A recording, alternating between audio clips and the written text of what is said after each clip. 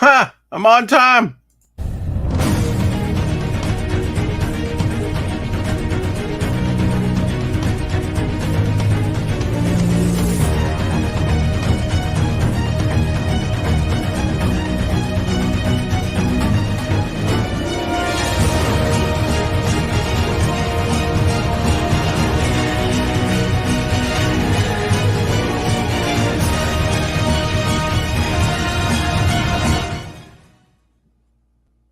I refuse to come on stream till my guest gets here and my co-host.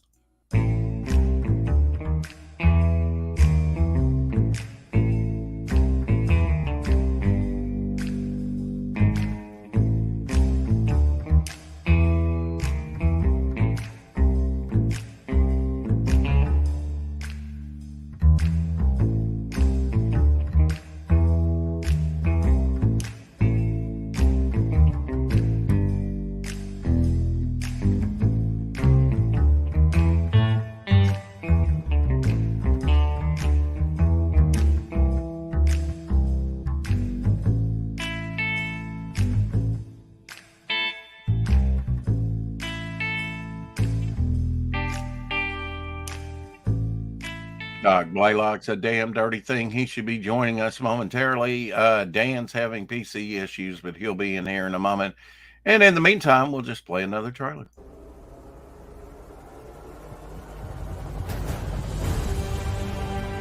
Our brethren are already in the field. Why stand we here idle?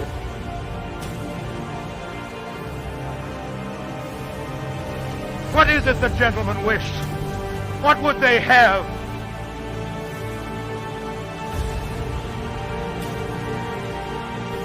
Is life so dear, or peace so sweet?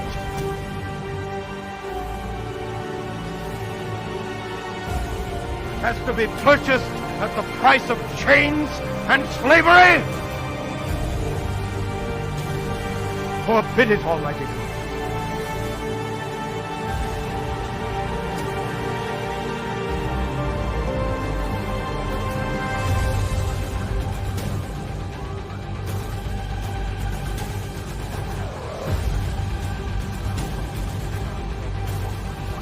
I know not what course others.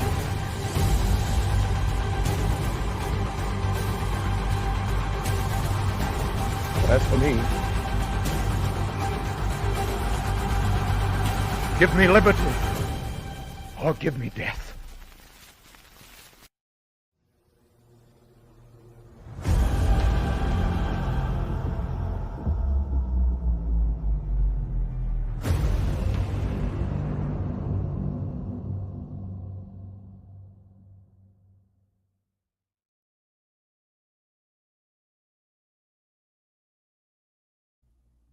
Of course, there's always Mike Barron's new Fun My Comic, Florida Man versus Hogzilla. Doing very well, $3,039, 52 backers, 53 days to go on this campaign. Get it while you can. Only on Chubby SDN. I love that old note. There is a creature in the swamps who has survived thousands of years of evolution. It lives to destroy. And there's your lizard representation. Eating machine. And pig Beast they representation. call Hogzilla. After his latest get-rich scheme goes sideways, Gary Duba, the quintessential Florida man, ends up with a stash of somebody's high-end memorabilia. His gal Crystal is on probation and preparing for the fight of her life, squaring off against Australia's Queen of Combat. Delilah's got her back in training, staying off rich foods and the nose candy. Meanwhile, Gary and his best friend Floyd have been hired to wrangle a massive, abnormally aggressive feral hog that's terrorizing the swamps and wrecking Gary's old neighborhood. Can they bag the elusive monster swine without destroying the Sunshine State? Preserve your copy of Florida Man vs. Hogzilla, available on Fund My Comic. We're bringing back funny books, y'all. Doc, did anyone in welcome to the show? Did anyone ever in your family call it funny books? Yes, Yeah. Who was it? I have. It was my grandmother. Getting an echo from you, Showhawk. Yeah, I'm not staying, boys. I had no sleep last night and a rough day at work today, so I will probably hang in the chat until I fall asleep. But I'm sorry, brother. have a great show, guys. Oh, by the way, Doc, thank you, sir. Thank you. The mug and the sketch cards arrived today. Pictures will be posted later. Oi, Well, Carrie. I'm glad you got him, bro. Chris Thank you, sir. Longfellow Thank in you. the house.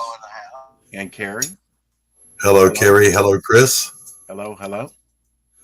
Let me, while you do your thing, I'm going to go ahead and grab one of the powders of life. Okay. Have you been suffering headaches? Every waking moment of my life, Rex. Be right back. Oh, okay.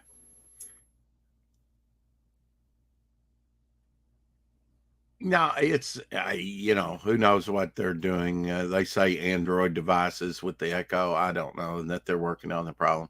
Doc, the man, the voice, and the legend. Absolutely. And it's been a while since I've shown this trailer. So, bam. Let's see.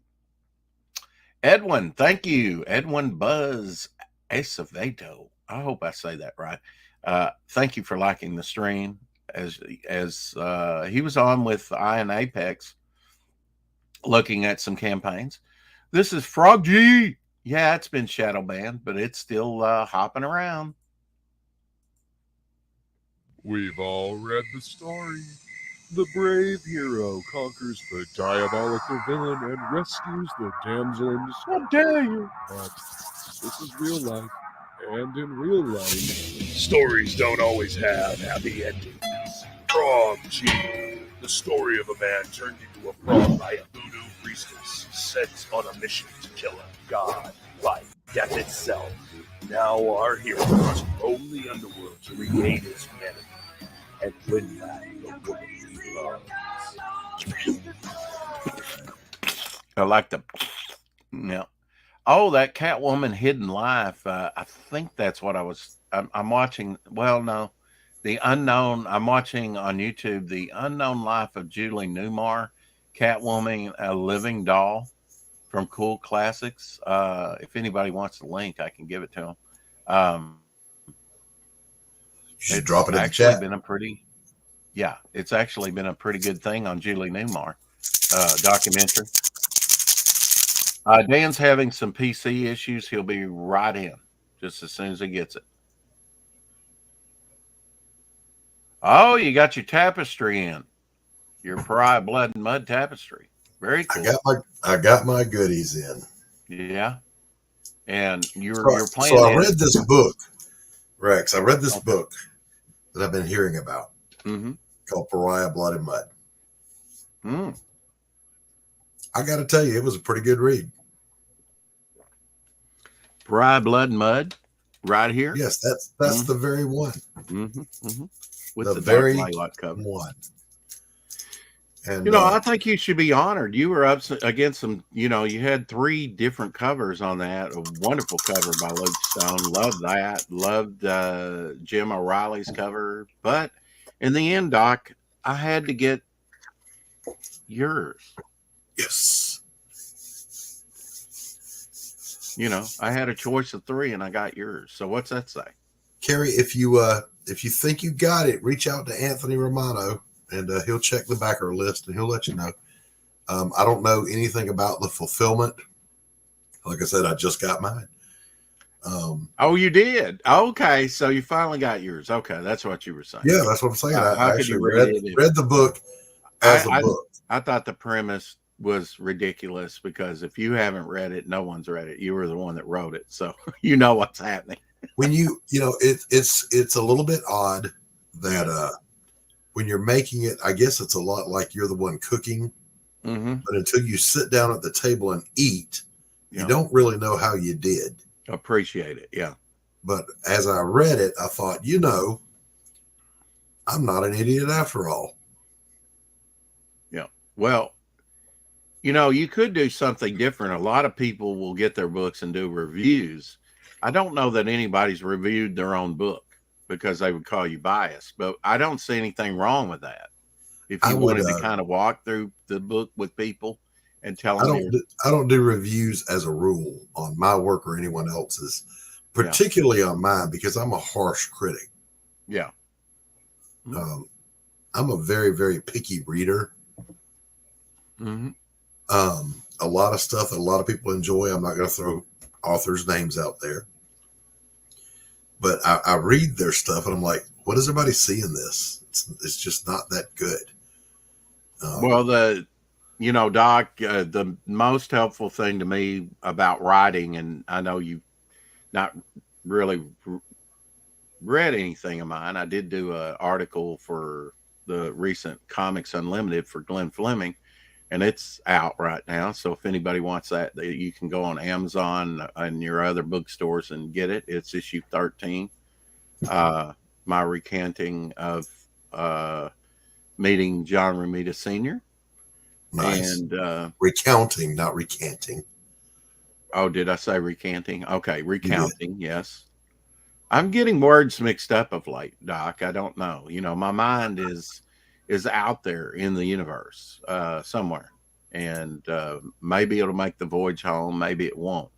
Maybe I'll be a, drooling mass of, protoplasm here pretty soon. But anyway, I've been thinking, I think there is something in the act of doing. Yes. Okay. 1, give yourself enough time. 2, find your voice. Always. Of what you want to say. I think there's a lot of people out there, and we kind of alluded to this in another stream, that people are making comics just to make a comic. I don't think that's good enough reason. I think you have to have something to say. At our age, Rex, it becomes abundantly clear Mm-hmm. the time is precious. So what I'm putting out needs to be something I really believe would be enjoyable, would have something to contribute. Mm-hmm. Can I share something with you real quick, Rex? Always, Doc, unless you're going to expose yourself. No, I would never do. Which I know you're not that tough person, so I trust you. So apparently my son did a thing. Oh, what's a thing? Well, I'm sharing screen now. I can't see what you're seeing because I'm on that other screen. My son did a little book. Oh, a little book. Okay, not a thing, a book. Okay. Christmas Ghost. Is that it? Yes. Okay. On Christmas Eve, a young man makes a Christmas wish. He wished to go back to a time and warn his younger self of all the loss and heartache he experienced through the years, but when he arrives, he is surprised by the optimism and joy of his younger self, which leads him to reflect on all the years he spent in mourning. And so I don't know who illustrated it for him. It wasn't me, and I don't think he did it. But yeah, my son's got a book. That's awesome. And where can people find that book? Over on the Amazon. I'm going to drop the link in the YouTubeage. Okay.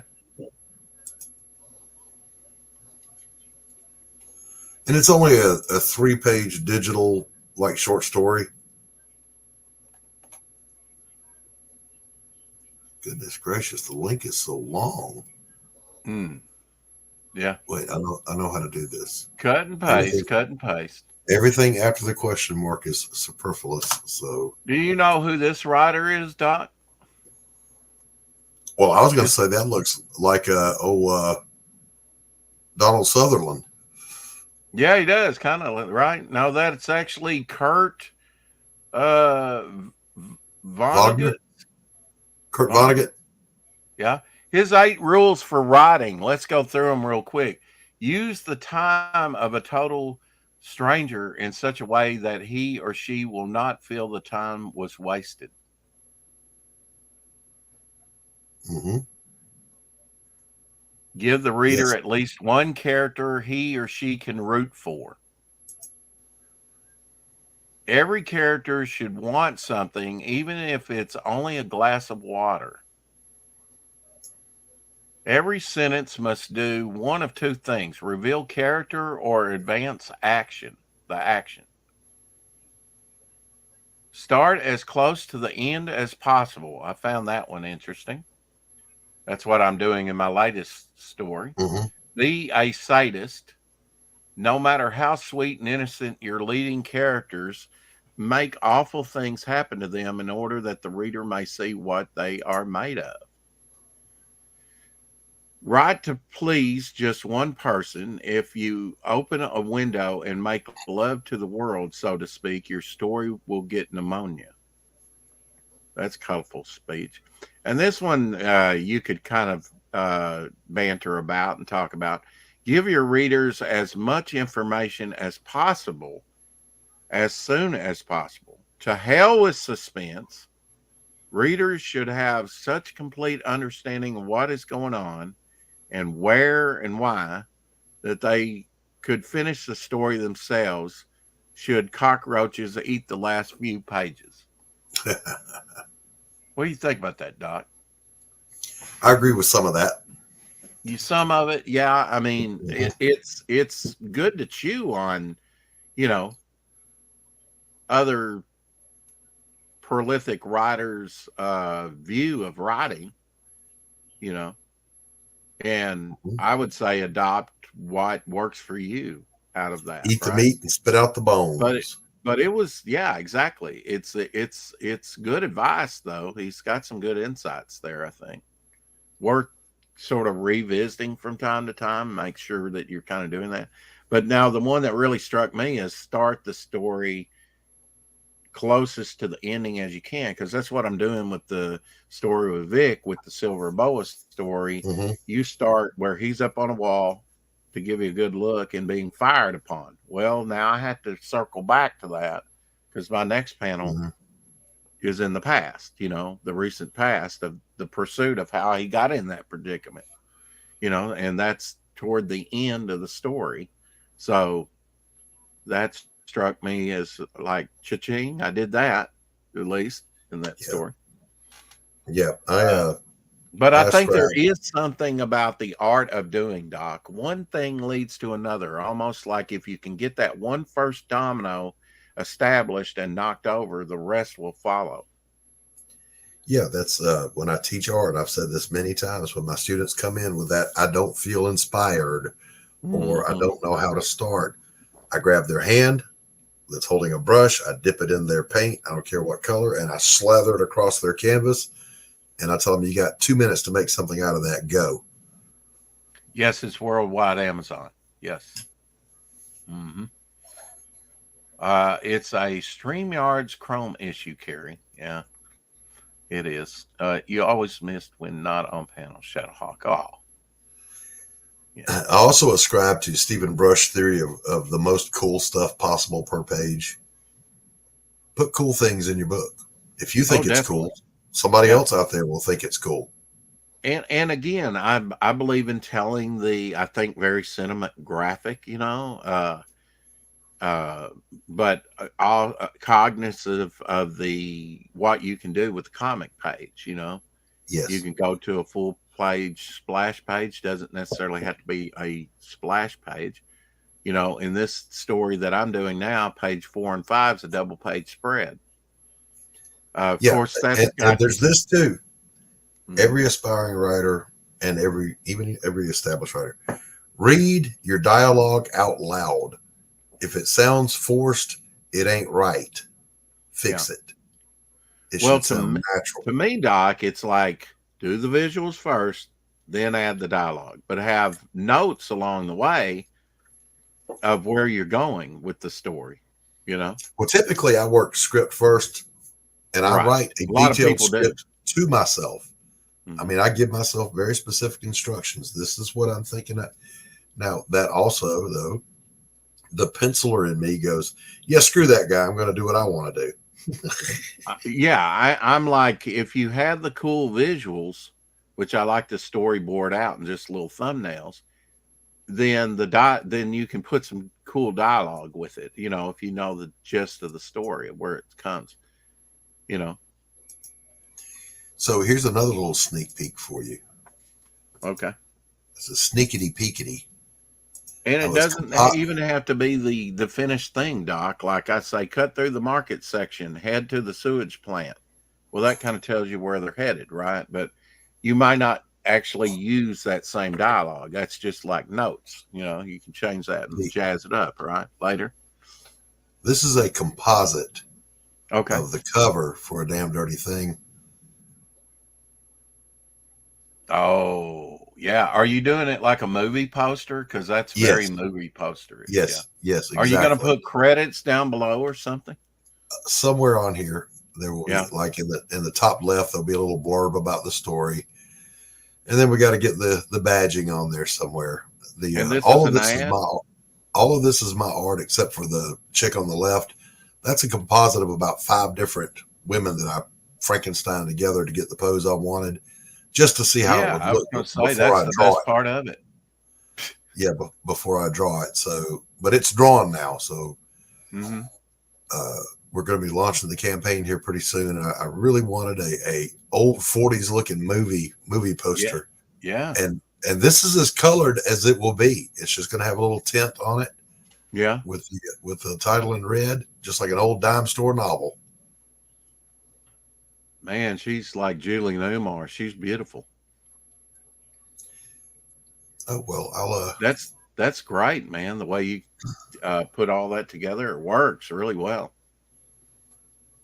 I used an old movie poster. I can never remember the name of it. If I it can were find me, I wouldn't put anything up in the right hand corner though, upper left.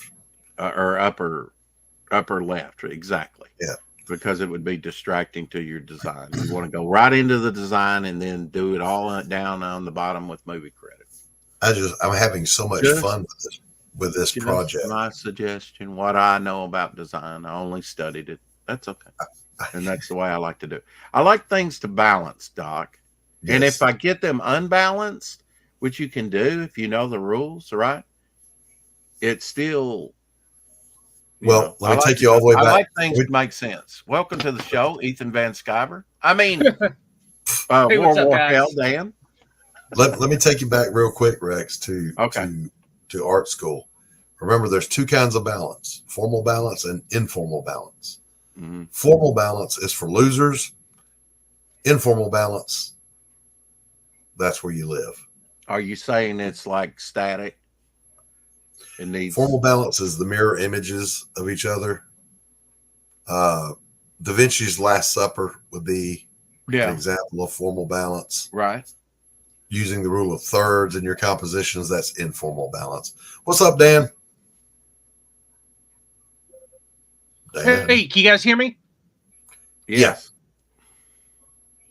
All right. Yeah, as long as How's I'm your coming in mic? okay. I got new equipment. Yeah, it's coming Yeah, in good. Is there a delay? Yeah, 1 second. 1 second. Sorry, my mom's calling. Okay. There you Mom's calling. You got to pick up for mom. After Always. this stream, I'm going to go across the street and see my mother. go. I wish I could see mine. Yeah.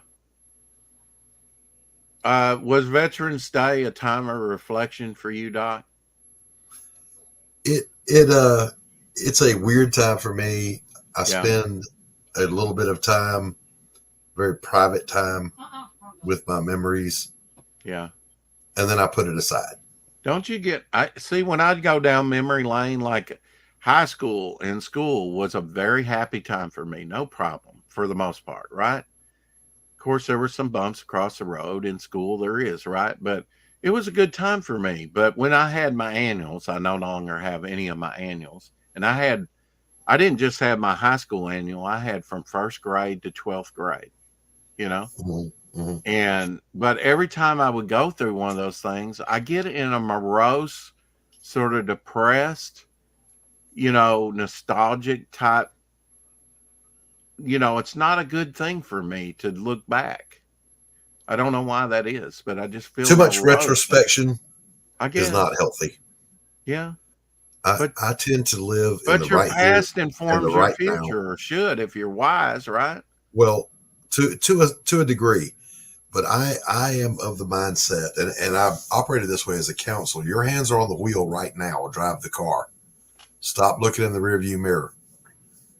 You got to look where you're going. Yeah, that's true. Yeah, I Keep agree the with bitches that. out the ditches. What have you been doing today, Dan? He unmuted. I just assumed he was there. Hey, I got my Shanu plushie in. You want to see it? I don't know what a Shanu is, but yeah. Oh, well, that's Graham Nolan's plushie Okay. of his character Shanu. It's close enough anyway. That's a bumble. That's a bumble. You can't fool me. Because bumbles bounce. Yes. And so do Tiggers. They're bouncy, ouncy, fun. Shadowhawk says, looking good, Doc.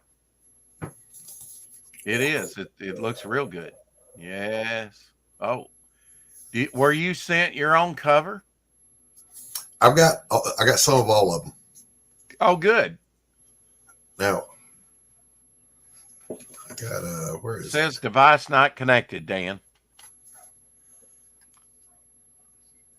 I'll let you in as soon as it, connects. Here we go. This was the page. You might have to bounce out and try and come back. Dedicated to James Hayes. James Hayes and a true gentleman.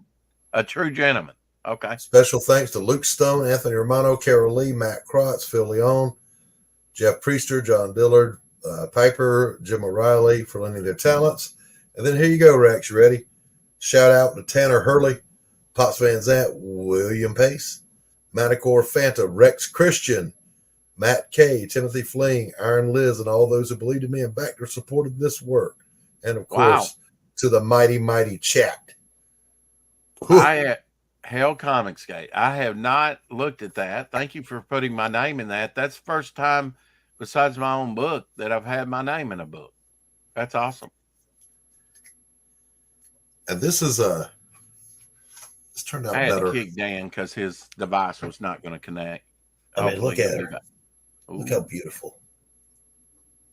Beautiful. Look how beautiful. Mm-hmm. Elizabeth Payne. Looks like Rogue in the Savage Land, Doc. A little bit. What a hottie. Now, we'll see how long. About 2 weeks, right? To work out the wrinkles out of your tapestry back there? Yeah. Yeah. They'll naturally work out. Yeah, squish. I know you're proud of that one. There's nothing like a good, wasn't it? That was in the trailer, wasn't it? I think so. There's nothing like a good head squish. I also like this bottom panel here. This establishment. You just shot. like the squish part, the sound effect. Well, yeah. I mean, who Yeah, doesn't? you got to look at this, Doc, and go, I have leveled up so much from this. Huh? Are you saying my artwork sucks? No. I'm just saying, I bet you're going to tell me you've leveled up since then. Oh, I have. Yeah.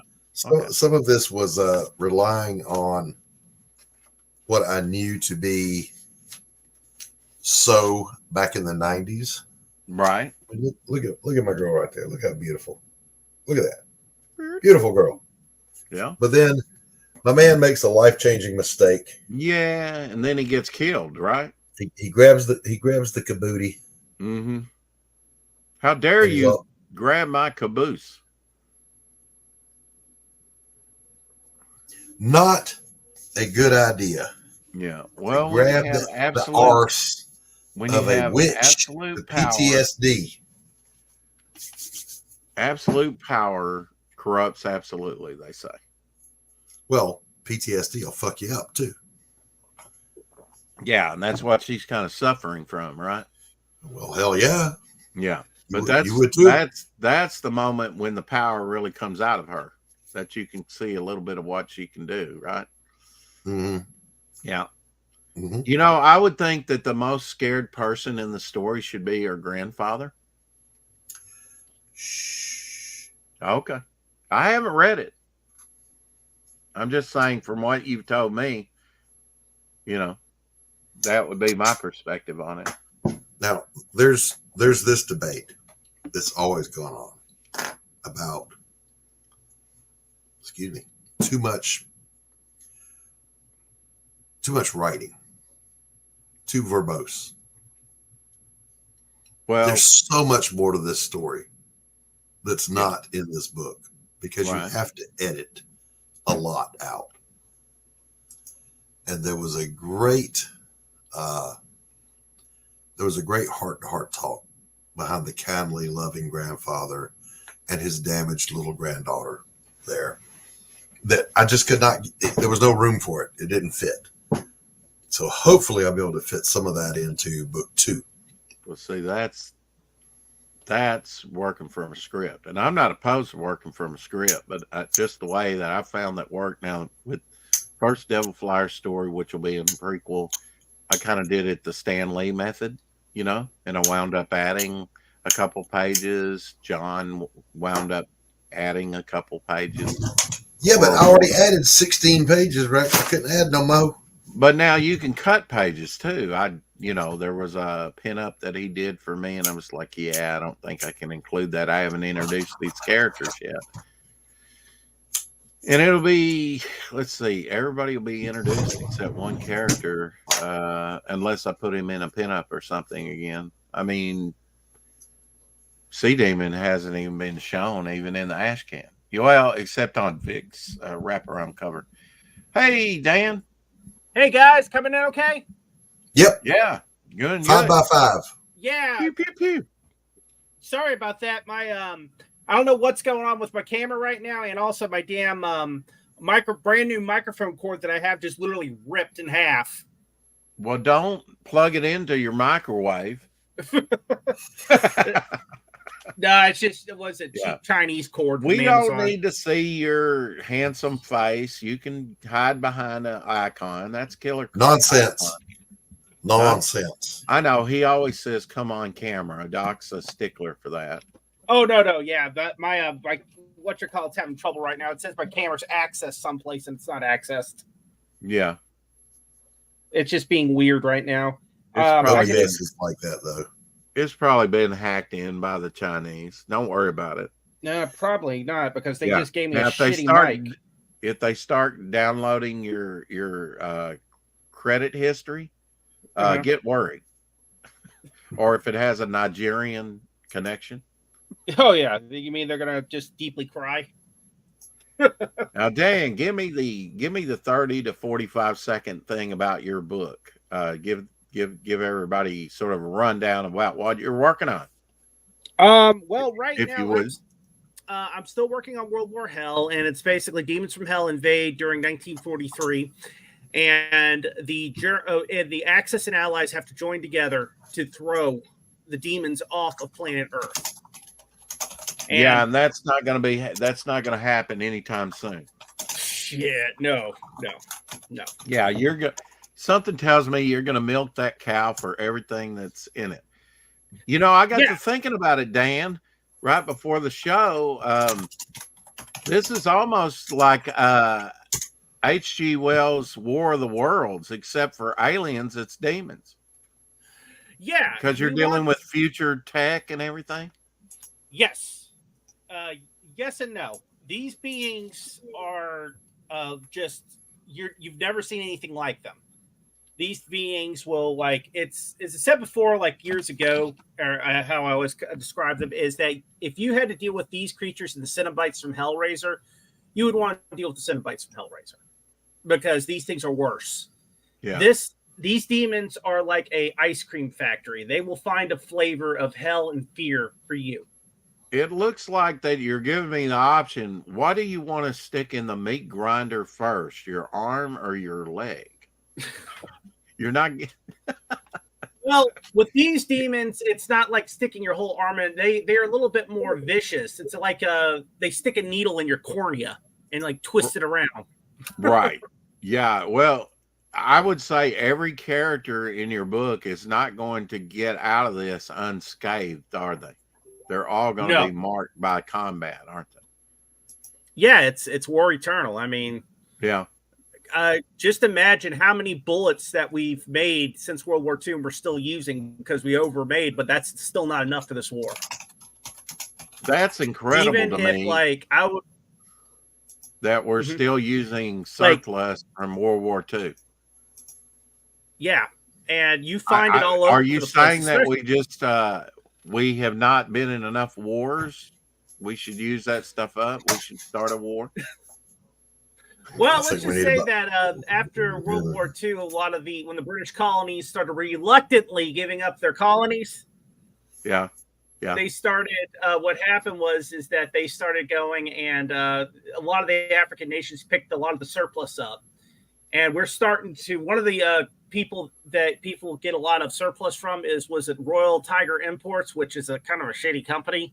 Because they give a lot of French and English, but the problem is it was stored in Africa, so you're going to get all sorts of type of screwed up bullets. I thought ammunition went bad after a while. It depends on where you store it. Yes. Depends on where you store it. Because Keep your powder dry, boys. Ammunition. Oh, go ahead, Doc. There's I said, keep your powder dry, boys. There was It's coming in kind of bad. The last dogfight that happened between piston-driven aircraft was either I think it was Uganda during their civil war. It was a Vought F4U Corsair versus a P-51 Mustang. And what time period are we talking, Doc? We're talking early 70s. Okay. And the Corsair won. Mm-hmm. So take that for what it's worth. Oh, yeah. But yeah, they were still in use into the 70s. And there is still, by the way, as we speak, there is still World War II American-built ships on active duty in various navies around the world. Well, Dan, I know that you're kind of putting future tank, like Franken tank that you mentioned and other things. Mm-hmm. You're kind of putting some future technology there or some cobbled together stuff. Like you said, some people might be wearing armor. Are there going to be like biplanes and stuff that are dirigibles, maybe, that are from the past that are no longer? Let's just say in World War Hell, nothing's off the table. You use everything. Whatever it goes you can back use. to tell you to basically go back and talk about World War. Yeah, it's whatever you can get your hands on. And it's just like World War One. At the end of World War One, they went back to medieval tactics. They started putting on armor. Some of them even tried shields to protect from bullets. They made maces, anything they could to protect them. How outpowered are they? Because trench warfare was brutal, but now you're amplifying this by demonic creatures. So it's humanity versus demons. How? Well, it depends. Yeah. Okay. Uh-oh.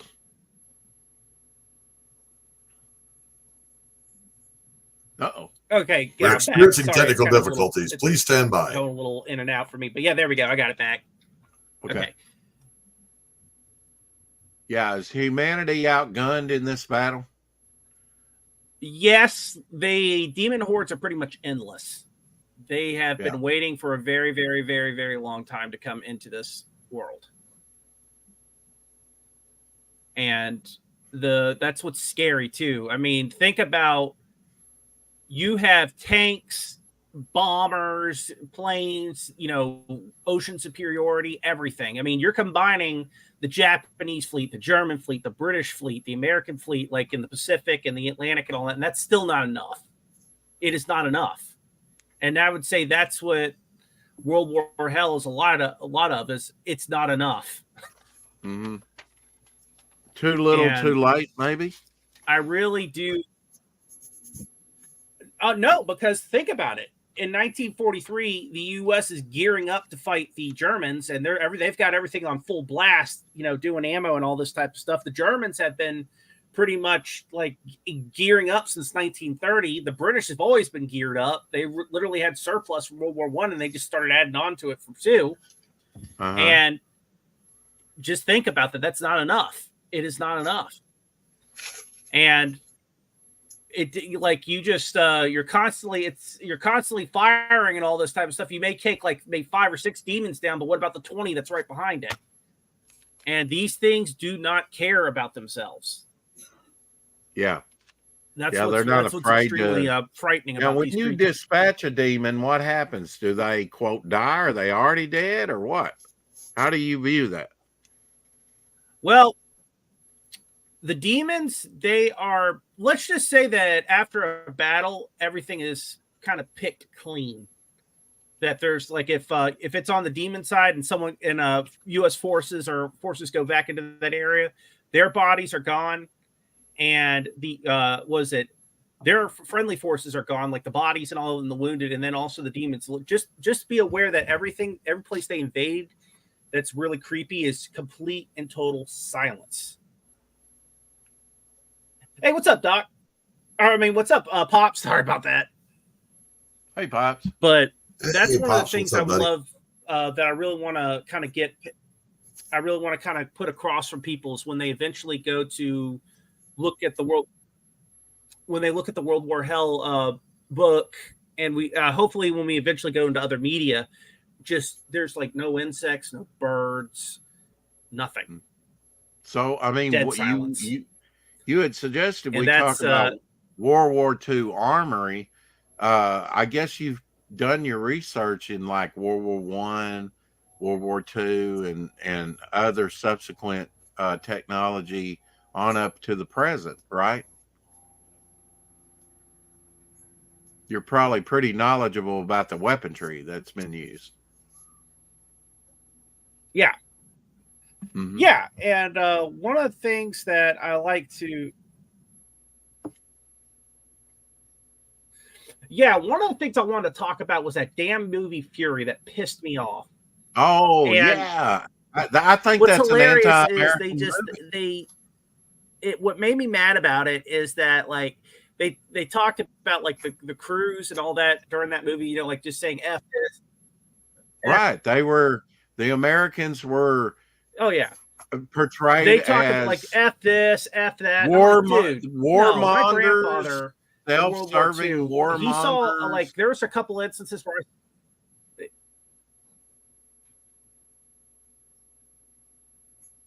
Yeah, I agree. They were like warmongers. They were crude brutes. Yeah. They and were my grandfather self-serving, back in World War, selfish he was a bastards. World War II vet and Korean vet. Like I've never heard him. And then we must have a slight delay, but Yeah. I'm trying to allow for that. But the the end of Yeah. it where the SS soldier And lets what was the interesting guy about go, that, like that's totally unrealistic.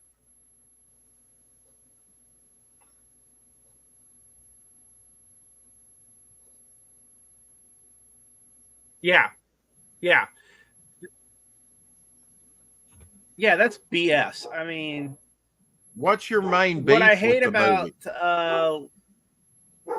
what I really hate about like the movie Fury is that, as I said before, it was just a bunch of BS. Like if you go and you talk about first the cussing, number one, you never, ever wanted to Ruh-roh. Right. There was a major delay there, Doc.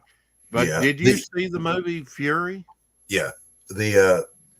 I think the best way to sum up what both of you guys were saying was they tried to paint a kind of a Vietnam ethos onto World War II. Right. And it wasn't there. That didn't happen.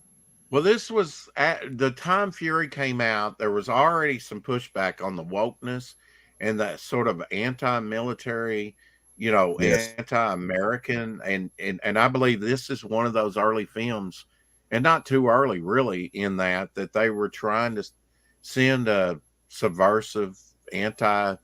I mean, you can quantify America's it by saying, bad. huh? America bad. America colonist. Yeah. I get so sick of that shit. Well, an SS soldier is not going to let an American go. That's unrealistic. that actually going on that actually did happen. My grandfather had that happen to him in World War II. An SS? No, not an SS. Well, a German officer. Basically, what happened was during World War II, he was captured in Italy. And they pretty much, he told me the story, they were ripping apart his Jeep and all that type of stuff and looking for like papers and all that. But what was funny is he kept all of his papers in his helmet on the hood of the Jeep. And they didn't think to look at that, the most simplest place. So the SS, it wasn't SS, but the German officer came back and said, look, we got two choices. You can stay with us, or we're going to march you to Rome, which was bad if they marched him to Rome. So what they told him was, they told him this, said, we're going to go around the back of this barn for a few minutes. I said, we suggest you be gone by the time you come back. Or by the time we come back. And my grandfather and his, I think his adjutant or whatever the hell it was, they jumped into the Jeep. Literally, they had no seats, like just damn booking it out of there in their Jeep. Yeah. He said it never ever like occurred to like he just was so shocked they never went for the helmet. It had like the maps and everything, like their orders, everything was just in that helmet. It was sitting on the damn hood. Yeah. He said that shocked him. God's grace. I just find that So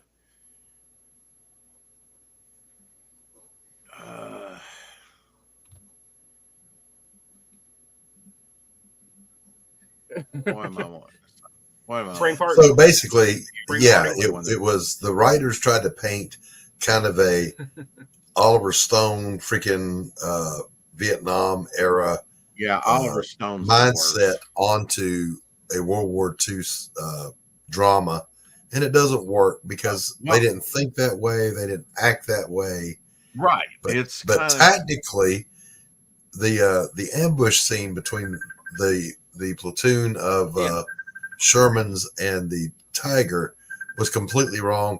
And on that note, I got to go. I got a phone call coming in from my son. Okay. All right. If you can pop back in, please do. What I was going to say was, when I was freezing up, brain freeze, was what your father experienced. That was your father or your grandfather? My grandfather. Okay. What your grandfather experience was different than what was portrayed in the movie, because wasn't the SS under Himmler the worst of the worst? Those were the true Aryan, superior, master race believers, the worst of the worst, where their conscience was almost gone, right? Well, it depended on unit to unit.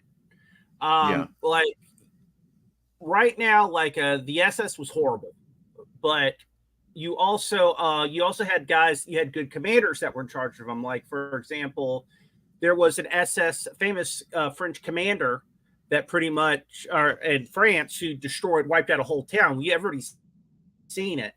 And what they did is, like, it's called the Town of Silence, where you literally walk in and don't say anything. And he was actually fixing to be court-martialed by Rommel he said, one of the SS commanders said, you've gone too far. We're not going to let you give this unit of the regiment a black mark. But what happened was he was killed. And also you had the SS divisions that were what I would call, at that point, they were emptying out the... Hey, what's up, Dave? They were emptying out the prisons. And when they were emptying out the prisons, what they were doing is they were just getting it was like rapists, murderers, everything they could. And these guys were for the anti-partisan. And there's this one interesting movie where the Warsaw Uprising, and people were saying when they saw the movie, oh, that's unrealistic. They're running at them like a mob. And I said, no, that's what they did, because these guys were prisoners that were put into this SS unit as anti-partisan. And they said during the battle, a lot of them charged areas drunk. Wow. And these guys were sadistic. Yeah. They would. Well, I mean, you had death squads too, right? Yes, you had death squads. The death squads were horrible. Well, I'm not saying that the end of Fury, where the SS soldier, because wasn't that movie set at the end, toward the end of the war, where Germany was losing? Well, let's put it realistically. Let's say I'm not saying that the end of it couldn't happen like it did, but I thought it was a poor ending, and I thought it was an anti-American film. No, but let's put it this way. Let's talk about the that SS soldier. Let's put you in his shoes. You just saw your buddies get butchered. Would you be very merciful after that? No. No. No. You would be pissed off. Yeah. And it's kind of like, what was it, Saving Private Ryan, where they shot the prisoners, the U.S. soldiers shot the prisoners? You just saw your buddies get butchered up and down the damn coast. Well, what got me, Dan, was you just watched an anti-American, like you said. The Americans were brutish, and then they had the sympathetic thing at the end where he lets him go. But to make it worse, that was the only reason we got to see that shit movie.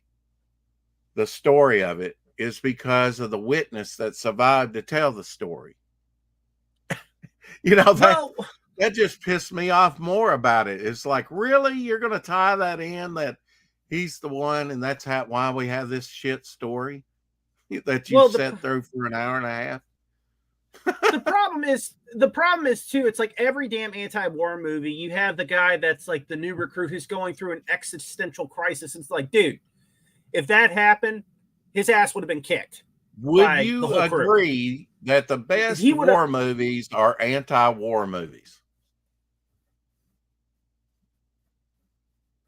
Depends on which ones. Like, All Quiet on the Western Front is good. The original one. Right.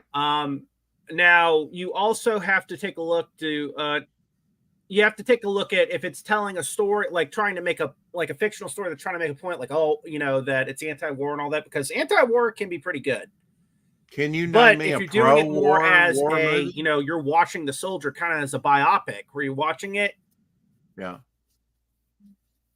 Can you let me see. I'm trying to think of one. Is there a pro-war movie? Let me see. The one on D-Day with John Wayne. Okay, so yeah, that kind of World War II propaganda where it's like we're fighting for the right. So the problem is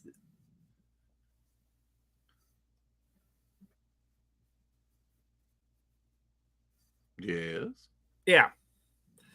Yeah, the problem is that we are stuck from the 60s mentality from World War, or what was it, from Vietnam, where everything's got to be anti-war.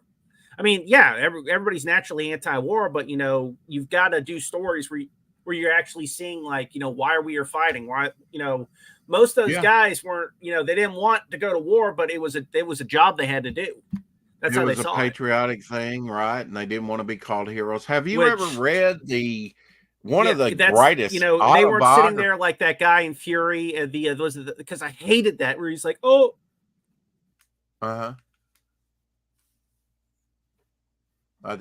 think we're dealing with the delay. Don't let it sidetrack you. I think I'm on a delay again. Yeah. No, well, we'll just deal with it. I'm delayed again. Mm-hmm. Yeah, sorry about that. But one of the things I wanted. Okay. One of the things I liked about Fury is actually from the German tank crew. My grandfather said that, you protected your crew, and the commander, when he got out and like took his Luger out and started firing at the tank, that's what the commander would have done. Yeah. He's the overall safety of his crew.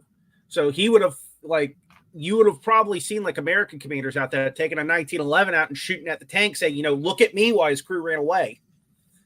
Because you lived and died in that thing. And my grandfather, he told me, because he was in a tank destroyer, he used to tell me, like, the most horrible thing about, I would say, in that tank destroyer, the M10, was winter, because there was no top on it.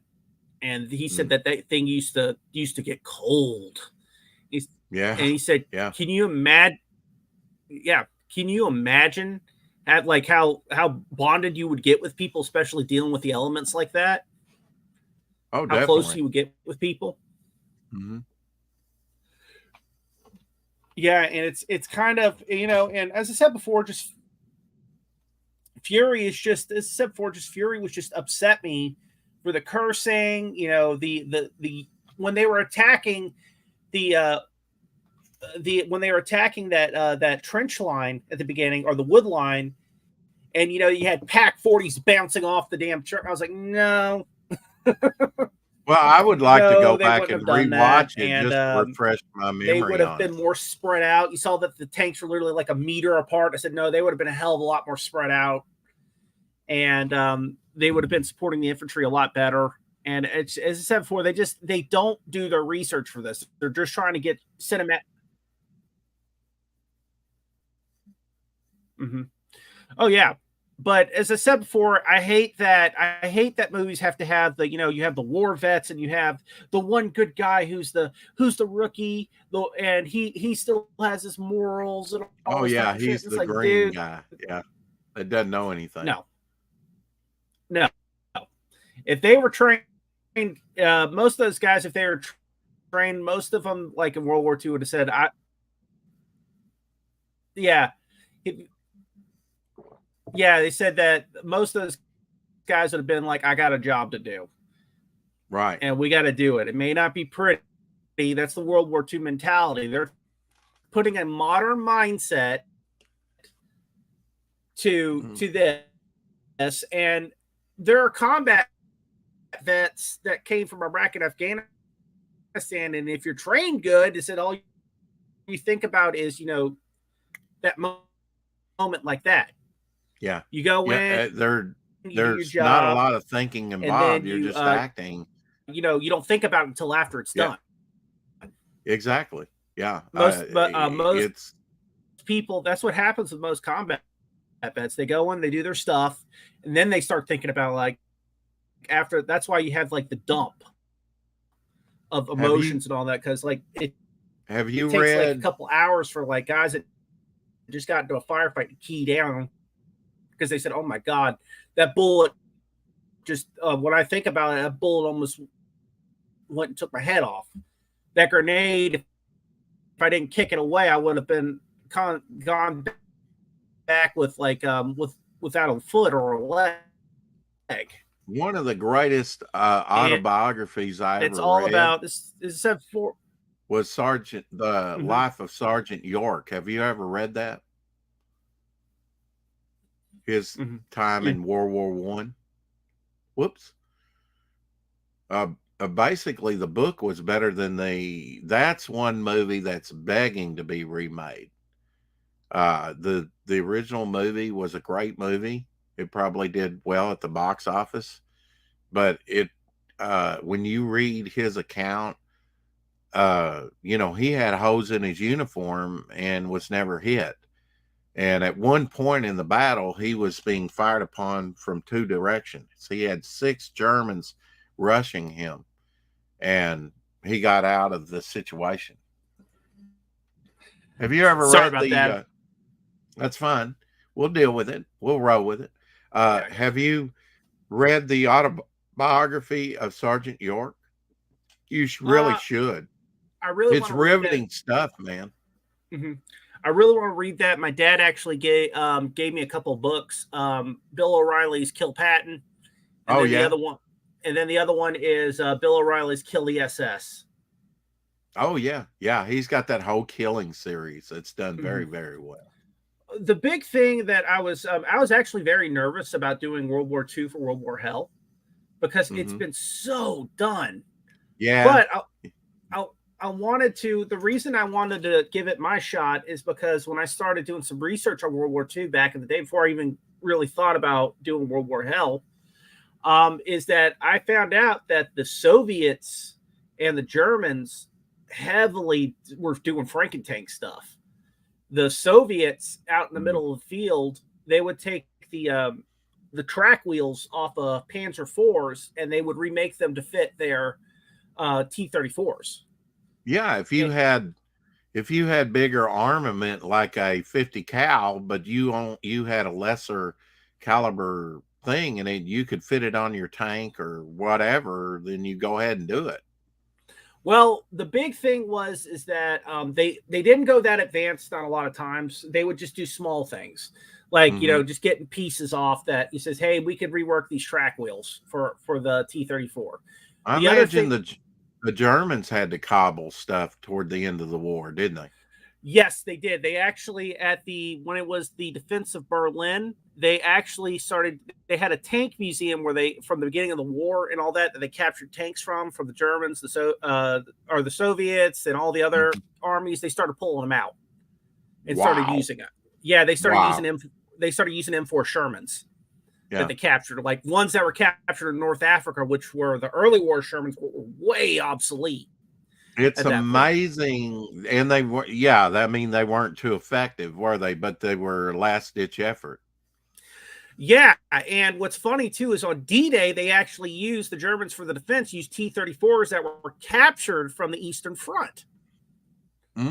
Okay. They had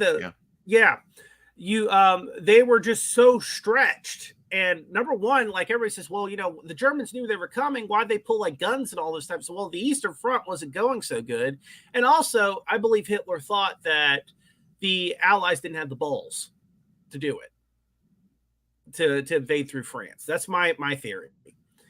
That the big thing is not only has World War II been done infinitum on TV, radio, you name it, whatever, in comics.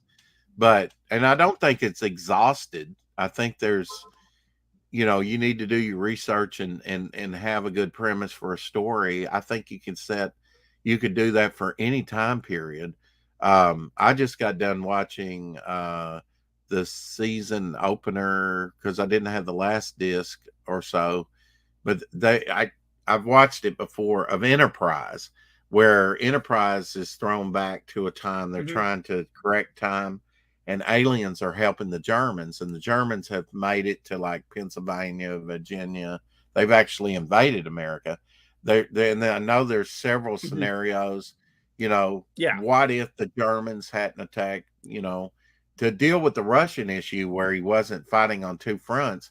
They just simply had Lenin assassinated in 1916, and nobody ever rose up to take his place. So Hitler wound up not, at least in that Enterprise story, but there's been what if stories done. I know Rutger Howard, is that his name? The android from Blade Runner.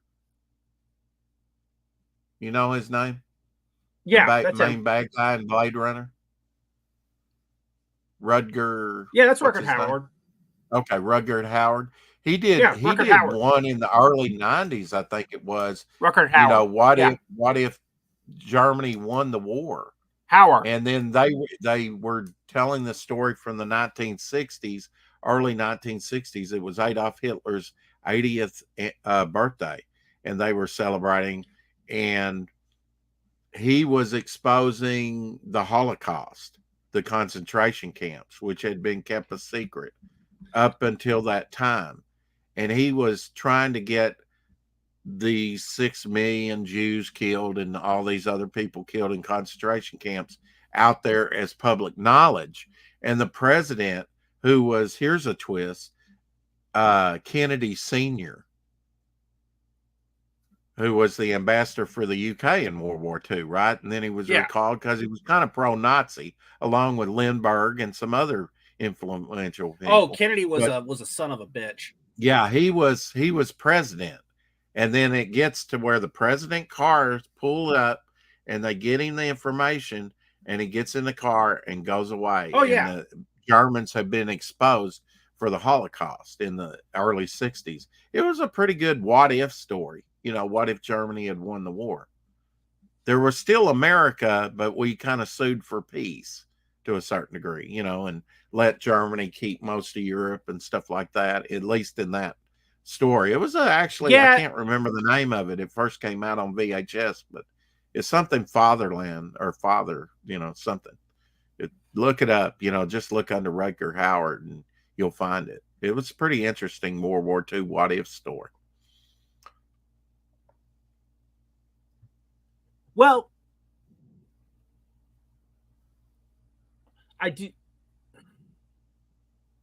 I do agree with the premise that the Germans they couldn't have taken over the war because I think that they got the bomb in that one about 44 or 45, and they pretty much wouldn't have had enough troops to go everywhere. And I think politics at the time is that we would have been more dealing with Russia, the Soviet Union, and we would have probably been glad that we had kind of Germany there because they would have been a big deterrent to them.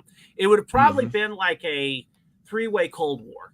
You would have the Nazis And weren't with their we bombs, the Americans with their bombs, really more and then the pissed Soviets off? with our bombs, and we would have been probably more like, the enemy of my enemy is my friend type of scenario. Instead, weren't we more pissed off at Japan after Pearl Harbor? Yeah, we were pretty more pissed off at the Soviets at the time. Yeah, we didn't want communism to spread. Yes, we were extremely pissed off at Japan. The big reason is because of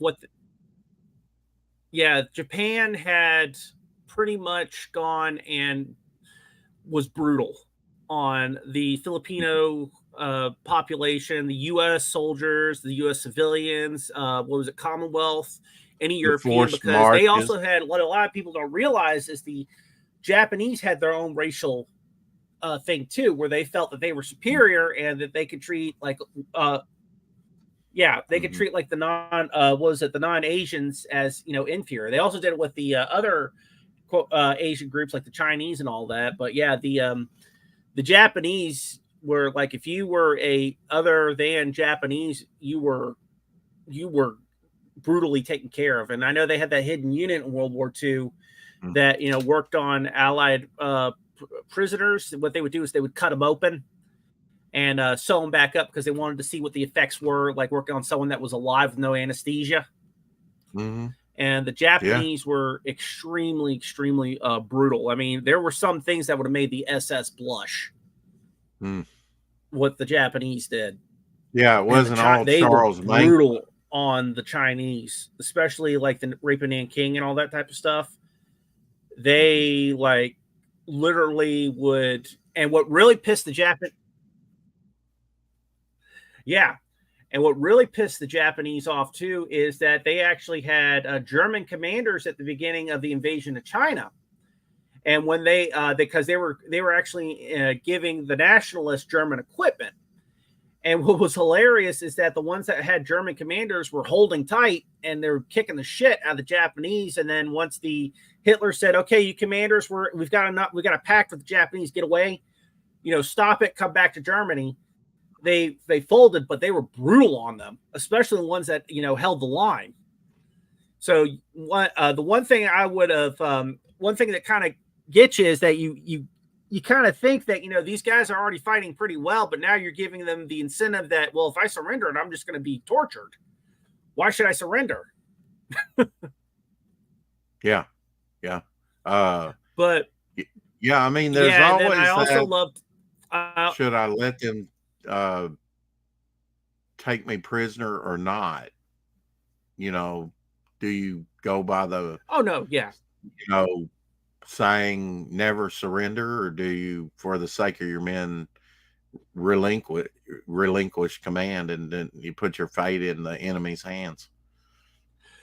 It depended too, like if you were an American or a British soldier, like in the early parts of the war before they started executing them, like in the Battle of the Bulge, you had a better shot of surviving. But like if you were a Soviet surrendering to either like the Japanese or the Germans, you had no chance. They would have put you in some type of camp because they did not see him as human. They did not see Slavs as human.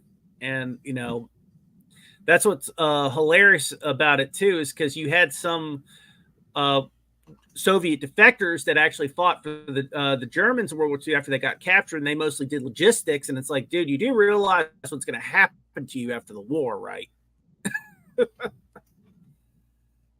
They're like, I guess they were thinking, well, you kind of had to think to yourself, I have two choices.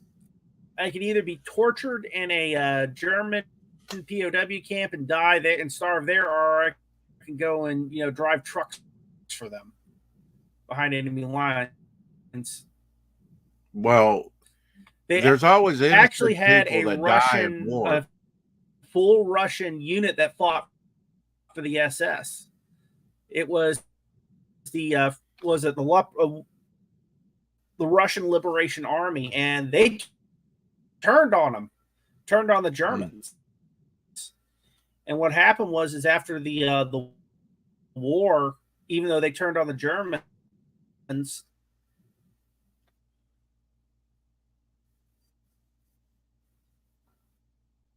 yeah, but after they turned on the Germans, what basically happened is that the Soviets got a hold of them and killed them all. Well, and that's why you have a lot of Eastern Europeans that were fought for the Germans in World War II, and there's a lot of monuments that were built in England and all that for them, and they were actually hired on to watch there was one unit that was actually, I think it was Romanian or Ukrainian, I can't remember what it was, but they watched the Nazi prisoners. Well, he's really having some internet problems. But I mean, there's always innocent people that die in war, but it's a hard line there to say all Germans are bad, all Japanese are bad, all Americans are bad, all Russians are bad. They're not. There were. There you go. Now you're back. I was just explaining, Dan, that there's a fine line. You go, yes, you're going after the enemy, but you cannot say that all Japanese were bad, all Germans were bad, all Russians were bad, all Americans were bad. Yeah. It never works out that way. Well, and that's the problem with the left these days is like they paint with a wide brush everybody, and it's everybody together. It's kind of like the Confederate statues. Like they were destroying statues of, Robert E. Lee. But what they don't realize is a lot of those statues were put up for the mothers of Confederate generals and all that. It was like a sense of healing for us. That's why we're so defensive about it down here in the South. It wasn't mean or anything like that. We weren't trying to do that. But the reason we did it was a kind of a sense of closure. And what I would compare it to is what happened with the British after World War I, is that we lost literally a whole generation of Southern boys, and gone. They're never coming back, and that devastated the South for years. And that's why you see a lot of pretty much. Are you talking Civil War? You said World War One. Well, no, I was saying World War One, that the British lost a whole generation, and it's very similar. The British. Okay. Yeah, it's very similar to the South and after World War One and the British? What happened? They lost a whole generation of men. The South and the Brits lost a whole generation of men, and that's what I always, that's the one thing I hate about my side when they talk about these statues is like they never go and really fully go into it and say, well, why do you support? It says, well, we're not supporting the cause. Yeah, that's what I hate about movies like Fury. They're looking at it through a modern lens, like Doc and you said, and they're attributing modern, views, and they're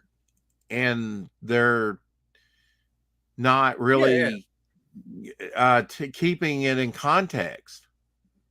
Well, yeah, and except before the the American Civil War, as I said, that's the one thing I hate is that when the one thing I hate about my side when we talk about the American Civil War is that we've not explained it better to people why it was for it, because we say oh, heritage, not hate, but what you should tell them is, look, we lost a whole generation of men. They were gone. This was kind of a way for us to heal. You're tearing down a statue not of Robert E. Lee or Jefferson Davis. You're tearing down a statue of the Tar Heels, the Tar Heel unit. Those were just the men. Well, that's yeah. Yeah, I mean yeah, the black the black soldiers, I mean, they were indiscriminate. It's just lunacy. Again, two words: tearing down. Not and we're not taking Well, a what's hard funny stance too, on it. The inmates, it's one flew over the cuckoo's nest. It's crazy what's been going on. well, if you take a look too, what I really like is that if you saw the movie Glory, you actually Yeah. did see the difference between you know the Now that soldiers was were with trained up Denzel north and all this Washington. type of That stuff. was It Civil was War movie, right? Glory. yes. What's really amazing. Yeah, Glory. I love like the American Civil War. I've gone to Gettysburg numerous times. Oh, I okay. love going to do like that is just my favorite favorite spot. And then what a lot of people don't realize about the South at the time was that when they were fighting, half of them were starved. It was like literally a foraging army. Mm-hmm. And yeah, they were living off the land too. What I talk about too with the during the Civil War. Yeah, the Southerners too. What people don't realize is like why were they so adamant about like defending against the North? One of the things a lot of those guys were in the army, and back in the day when you invaded, it was part of the rules of war where you would just pillage and take everything back. It would be So like I said, scorched earth I was telling policy, people like right? that's what a lot. Yeah, and I said that would, the first minute you saw that, we're declared war, I said you probably would have. That's why a lot of guys in the American Civil War, like at the beginning of it, probably picked up because a lot of them defected. They're like, oh my God, if they come in and invade, they're gonna go and pillage Virginia. Mm-hmm. And all this type of stuff. It also goes down to the Jeffersonian way of thinking with states' rights versus the federal government.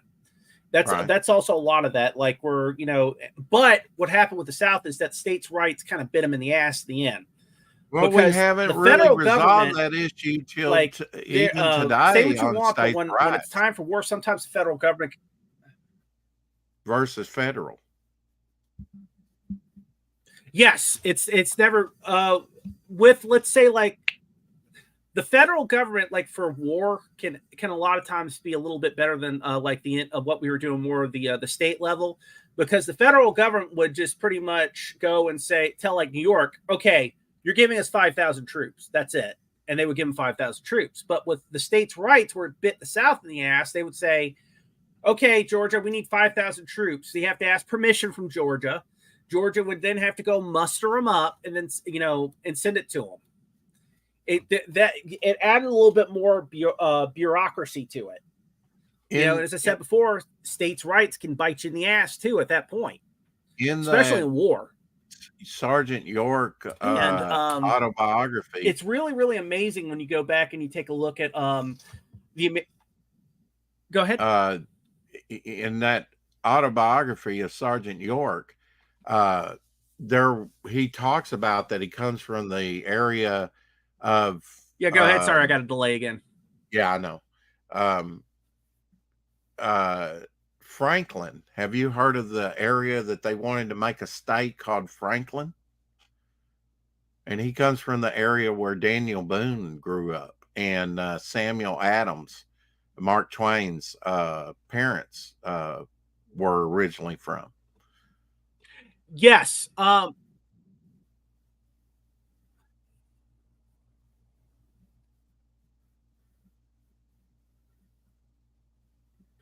Yeah, and basically that area is that what a lot of people don't realize is that when you look at the American Civil War, people thought that like the state of Tennessee was like one state that was they think South all the way, but that state was actually split down the middle. My great grandfather actually fought for the Union Cavalry during the Civil War for Tennessee.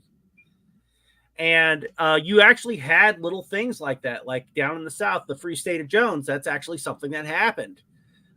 You had little, like where I live in Georgia, Tybee Island was Union all throughout the war. It's on the coast of Georgia, but the South couldn't take it because the Union had a dominant navy. There are parts of Florida that were like forts that were still Union held throughout the war. They just couldn't take it. They put was it a lot of times to tell you how fast the war came on and people weren't prepared. The South at the beginning of the war didn't have enough gunpowder. That's why they couldn't occupy everything.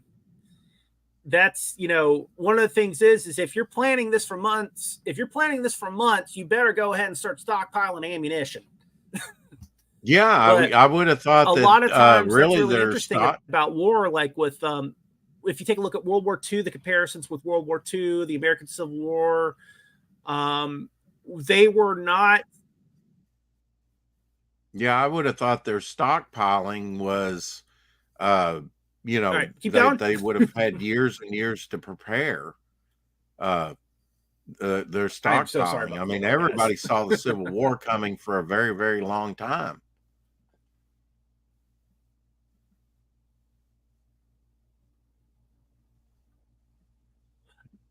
No.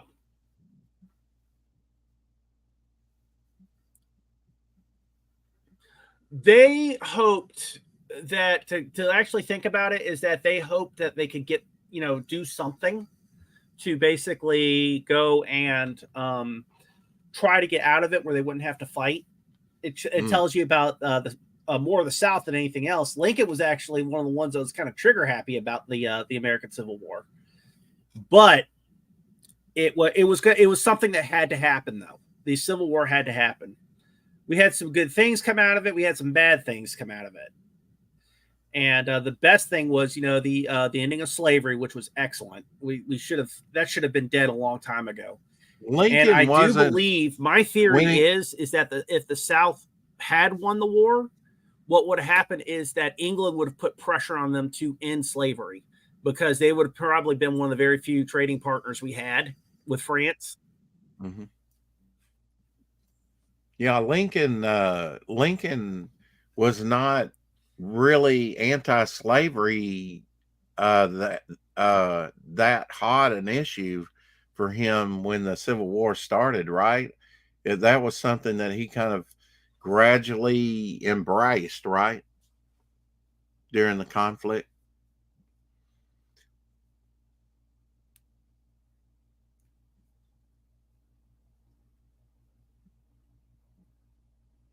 If you go and look up, there's a guy called the Rageaholic, and he talks about Lincoln. And Lincoln is not the angel that people put him out to be. Yeah.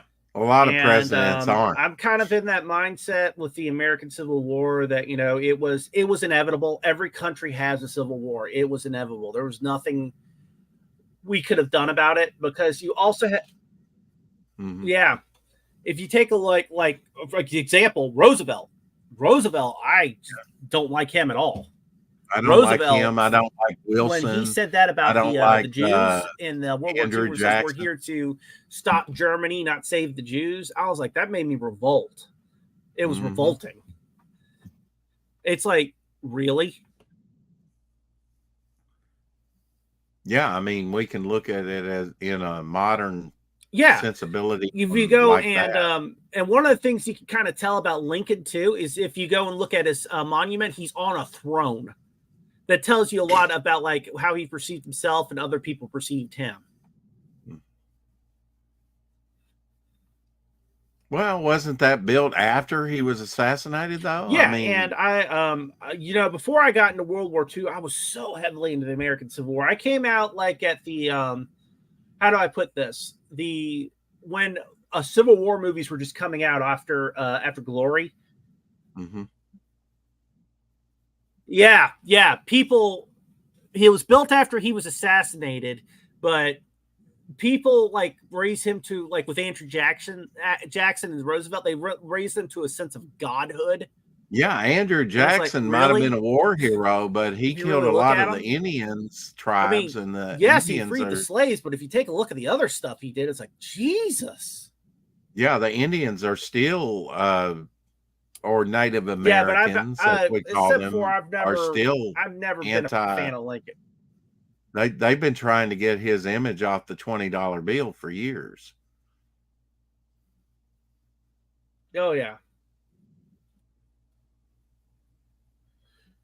Yeah. Also, let's talk about. Yeah, they're reeling.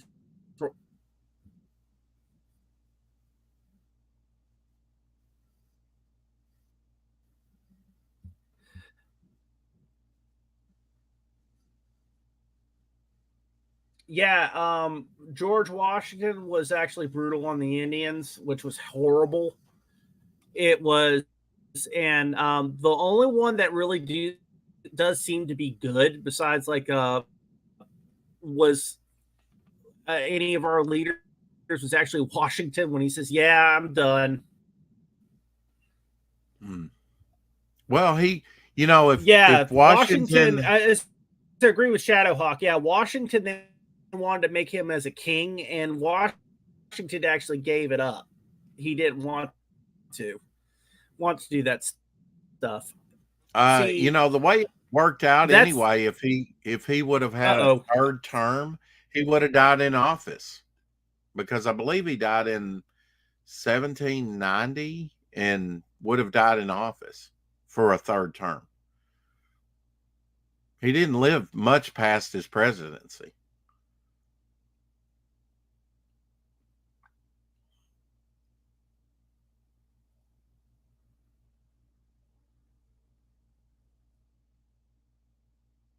Nope, and kicked out again. This is like traversing a landmine. Hey. Yeah, sorry about that. My computer was trying to update, so I was like, "No, we're not going to do." I was just saying that Washington would have died in office had he taken a third term, the way it turned out. Yeah, Washington. What I love about Washington is that he knew it was enough. He had done his service. He had served most of his like the last part of his life to make this country. Yeah, and he gave it up. The ultimate service. I mean, he set the template for terms and the presidency, didn't he? Oh yeah.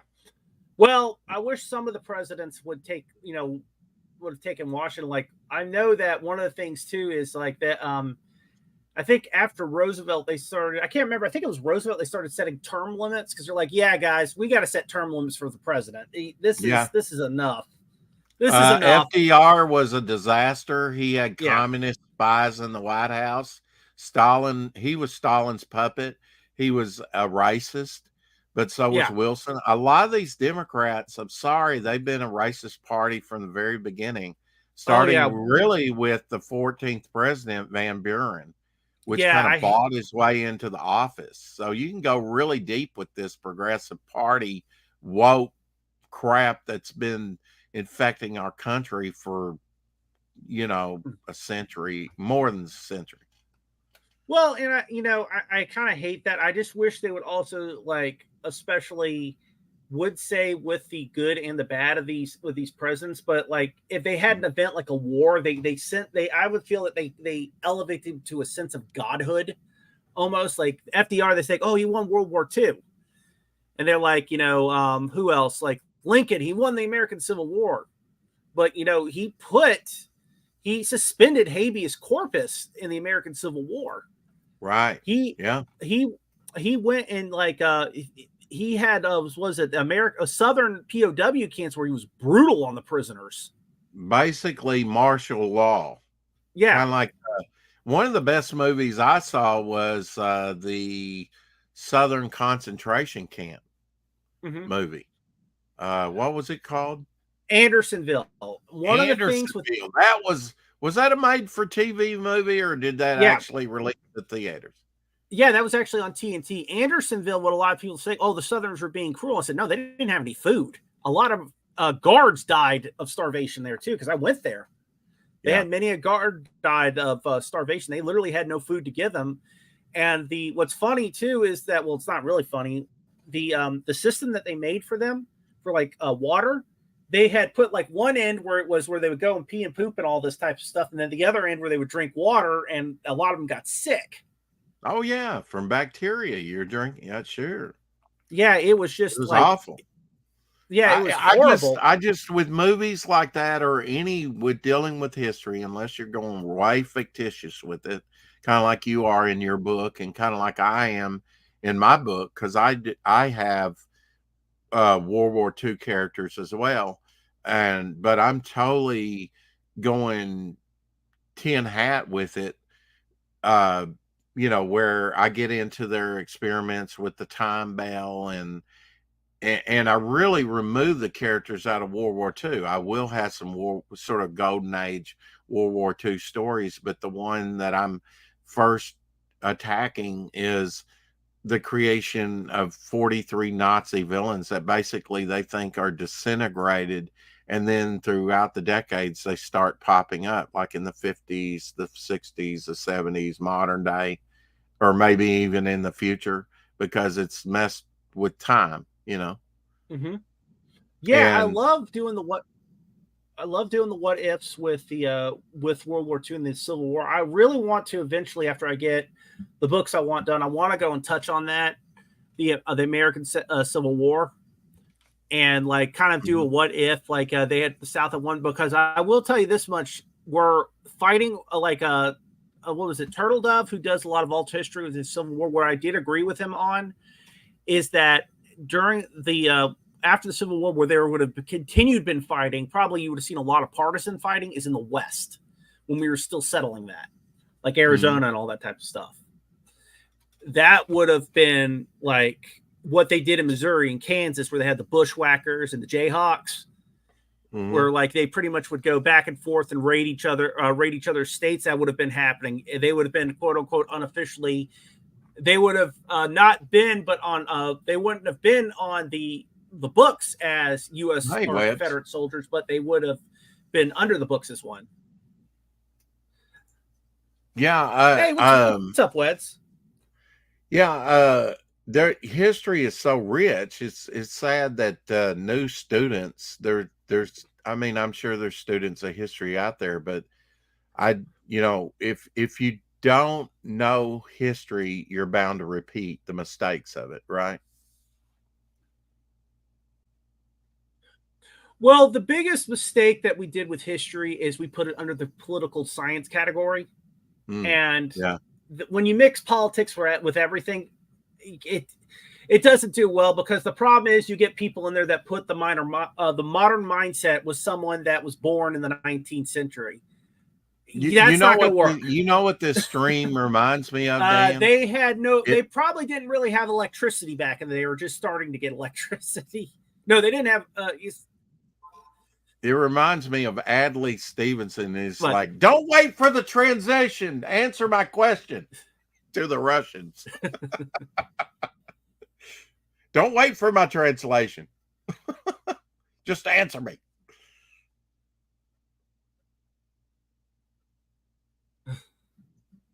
Yeah. I love. Yeah. Well, and the thing is if you can see a lot of the communist influence on like history, if you take control of history or destroy history, you can pretty much control the narrative. What you do is you destroy the past, you distort the past, and then that way you build it back up with new heroes and all that. Right. And they can use those heroes in which way they want. It happened with the Soviet Union. Revisionism, you're rewriting when history. The Red Purge and all this type of stuff, like with the Kings and all that type of stuff, and it's just horrible. I just want, when I see things in entertainment, I just want to see. I just want to see that they're pretty faithful to the material with history. And I don't always see that they're faithful to the material, and that kind of pissed me off, because then you get misconstrued thinking about the way things were, and you're really doing a disservice to the people that lived through it.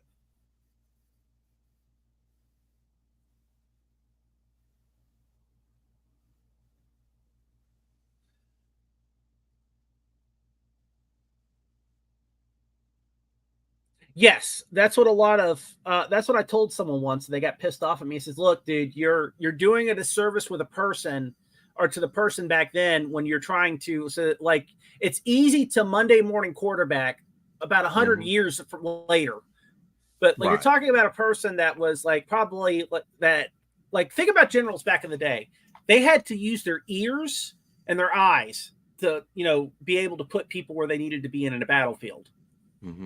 And it's not like today or in World War II where you had, like, you know, all this information coming in from the sky and all this type of stuff. You had to listen and use your senses.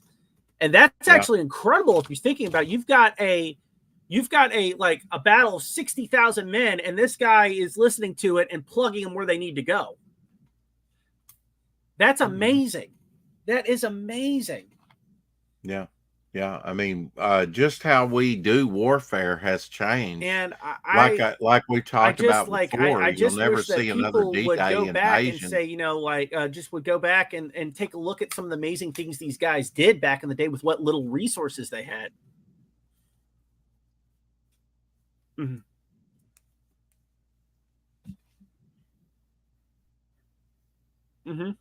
Oh yeah.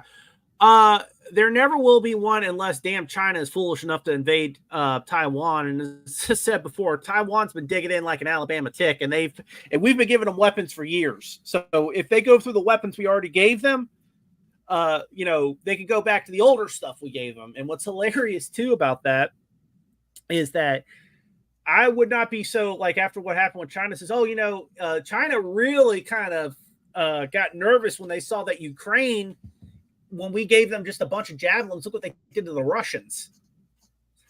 Yeah, kind of stopped them cold. Which is hilarious. And you're like, well, China or Taiwan has been sitting for years just collecting weaponry. And if the Ukrainians who just started, you know, modernizing could do this to us, imagine what the Taiwanese can do to us. Yeah, it seems like that they're sharing armaments all over the place, you know, China and Afghanistan. That's amazing too, because the last time I talked about this, a lot of the tactics that the Russians were trying to go away from, trying to be more like us Western, they actually went back to what they were good at in World War II.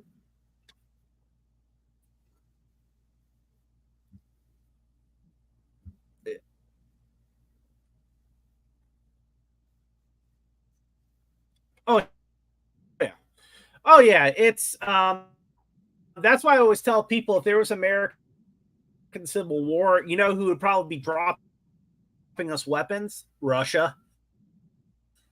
You'd probably be getting advisors too. Yeah, it seems like they have gangsters. You know, they kind of get rich by supplying everybody else, right? It's kind of their stick.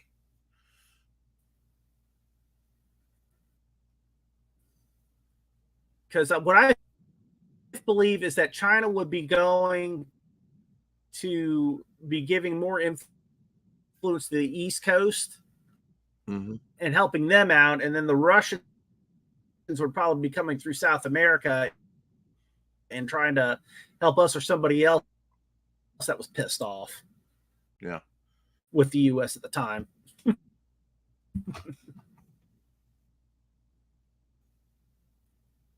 Well, you know, current events aside, you know, when I see directors, that director that Doc mentioned earlier, you know, I'm like, people like this crap. Oliver Stone, he just never remains true. You know, I don't mind telling a fictitious story, but, you know, get the facts right. It's like, learn the rules before you start breaking them.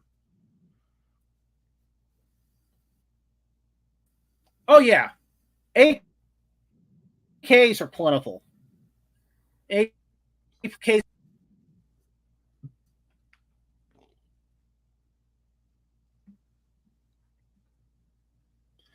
Well, yeah, I mean, there's a lot of. You see, you got to also be careful with certain movies you watch. Look at what they say. They can either say, if they say inspired by, that means they're gonna take a lot of liberties. If they say based on, it's pretty much they're following the script of that story. Like that movie Overlord that came out a few years ago. where it was like kind of like what I'm doing with World War Hell. And I was looking at it, and they said, the first thing I kind of shook my head at, and they said, they have a black paratrooper on D-Day? It's like, yeah, I had a friend that's a nurse. I thought it would have been more interesting is if they had done something, if they could have done something different, because there was, I would have said it like in the Pacific where they had a black unit that was very combat. Yeah, I have a friend that's a nurse that she always what they did is they fought the Japanese, the holdovers, and they were like hardcore, like Marines, or I think if you think they were Army or Marines. I said I would have done it there, because that's not really like done the Pacific, and you would have really learned a lot about that black unit. Mm-hmm. I have a friend that's a nurse, and she always cringes about giving an injection in the neck, which I see a lot. You know, somebody will just take a syringe and go right there in the neck, and she's like every time she's like, oh, you couldn't do it, you don't do it. It's, you know, totally fictitious, and yet everybody does it because it's Germanic, right? And I said Germanic, not Germanic, like Germans. All I can say to that is Hell Hydra. Well, we seem to be having difficulties with Dan popping out again. We've got a delay on his end, but we're trying to soldier through it. It's always interesting to talk to Dan, you know, because he's done his research. And when his World War Hell comes out, it'll be awesome. Welcome back. Yeah. Sorry about that. It's I'm gonna have to probably restart my internet in about now. But yeah, I love like going in and talk. One of the things I do want to talk about too in World War Hell is I really want to visit the black units that fought. And there was the ones in Italy, the black unit that was just, they had hard combat in Italy, and then I'm so terrible with unit remembering unit numbers. The one in the Pacific that pretty much did cleanup operations when the Marines were still going and invading. And I would love to really like go into more detail about them and like really get people to know them, because the problem is like people get so political with it. I really want to show what they had to go through, because a lot of stuff they did was horrible, especially in the Pacific with the cleanup duty. That's the great things about doing historical things like that. That's your message. You're finding your voice, you know, what you really want to say about these events and these times, and you can reveal history while telling a great fictitious story and educating your readership along the way. And what really surprised me too is there was a documentary not too long ago where they talked about the Tuskegee Airmen, and they had a B-17 that actually crash landed near their field, and they said that, you know, none of them really talked about, like, didn't think about, you know, race when because they're down in the trenches for doing that. The ones that really thought about race, now I'm not going to let this unit go in because they're black, with the officers. But when it came down to it, like, you get the soldier's mentality. If you're saving my ass, you know, I appreciate it. Yeah. But yeah. No matter what skin color you are. Yeah. And it was amazing because they said that, you know, they all treated each other the same. When that unit had to stay there for a couple of days before they were picked up. And the B-17 pilots were just really, really especially appreciated to the Tuskegee Airmen. And what's really amazing too is, like, I hated that damn movie Red Tails. I thought that was a mistake by George Lucas. I've not seen that one. It's atypical what they do. It's the stereotypical. I just the story. If you go and watch the movie The Tuskegee Airmen done by HBO, it's actually more superior than the Red Tails. Yeah. And what happened is to tell you how bad it was for the Tuskegee Airmen is, like, at the beginning they gave them obsolete P-40s at the beginning of the war, and they did a lot of ground support. But it's like, oh my God, you're giving them what was it? You're literally giving them. Why was that? That they gave them not the best of the best? Were they actually hoping they would die, or was it that insidious?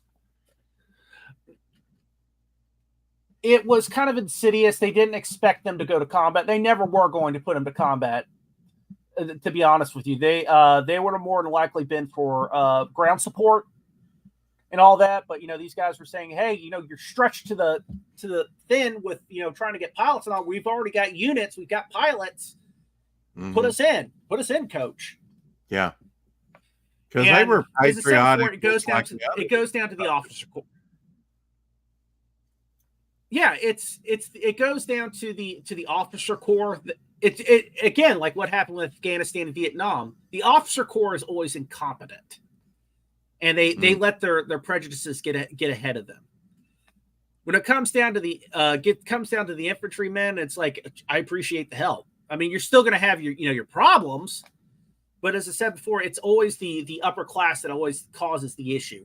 Well, if you don't, they always try to blame it on somebody else. It's like, nah, it's blanket statements or generalities are the worst. You almost, I mean, I'm not disagreeing with you that the officers, the leadership are prejudiced in a lot of ways, but I always take it on or try and take it on an individual basis. I think you run into problems when you don't do that. Because there were some officers probably that were, we've had a problem with.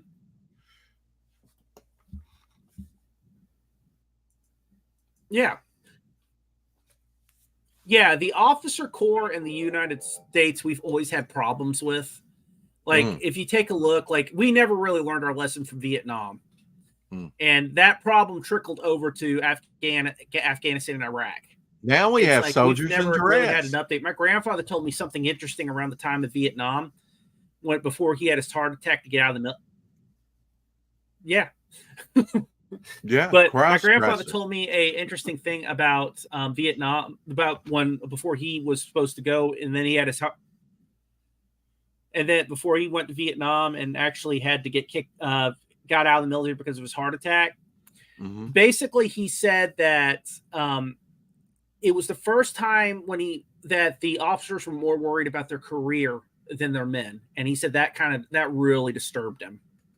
Yeah. And a lot of the reason I think that happened was you had a lot of guys that were forced into the officer role at the beginning of World War II in the middle and all that, because they just needed men. So you had a lot of good people that got in there that came from the ranks and, had that life experience. But now you get these guys that are officers that are pretty much, they separate themselves from the infantry and all this type of stuff. Because I remember one guy told me in the 80s, when they were they were doing their field operations, it was after basic training. They were in Germany, and they said that the officers that were coming from West, they just got out of West Point. They had their own little picnic table. They had a little, you had catering and all this type of stuff, while the rest of the guys were eating MREs and all that and K rations. So it goes to show you like the big difference. And we never really, we should have learned from the Brits and World War, what was it? And and what problems with their military at times. You can't just have like an officer class that's detached. We don't seem to be learning from our mistakes after the military, going to these contractors and all this type of stuff. So that, like in Vietnam with the M16s and all that, they were all screwed up and, fouled up. Yes, we do not. We do not. Like, if you take a look at the guys that went and literally demolished ISIS, they were completely different from the Pentagon officers when Trump got in there. And that's what he went with. He went with the guys that actually wanted to destroy these things and just, kill a roach with a ball with a damn sledgehammer. But you've got these guys that are more political animals than anything else. And that started, as my grandfather told me, he said that really started kind of showing up at Vietnam, which was kind of sad. And you never, the only way I think it'll change is if we ever have like someone's literally going to have to go in there and clean it completely up, or we're going to have like a World War II situation where they're just, we need people, we need men to get in there. And, these guys have got different life experiences because, they did other things like cops and all this type of stuff. Well, that's it, right? And, it's that life actually know how to lead. West Point will only take you so bring far. their experience in, and actually it'll help the officer corps. But what will happen is after time, it'll revert back to the way it was in Vietnam. Like where that, they're more worried about the career and making money after the war.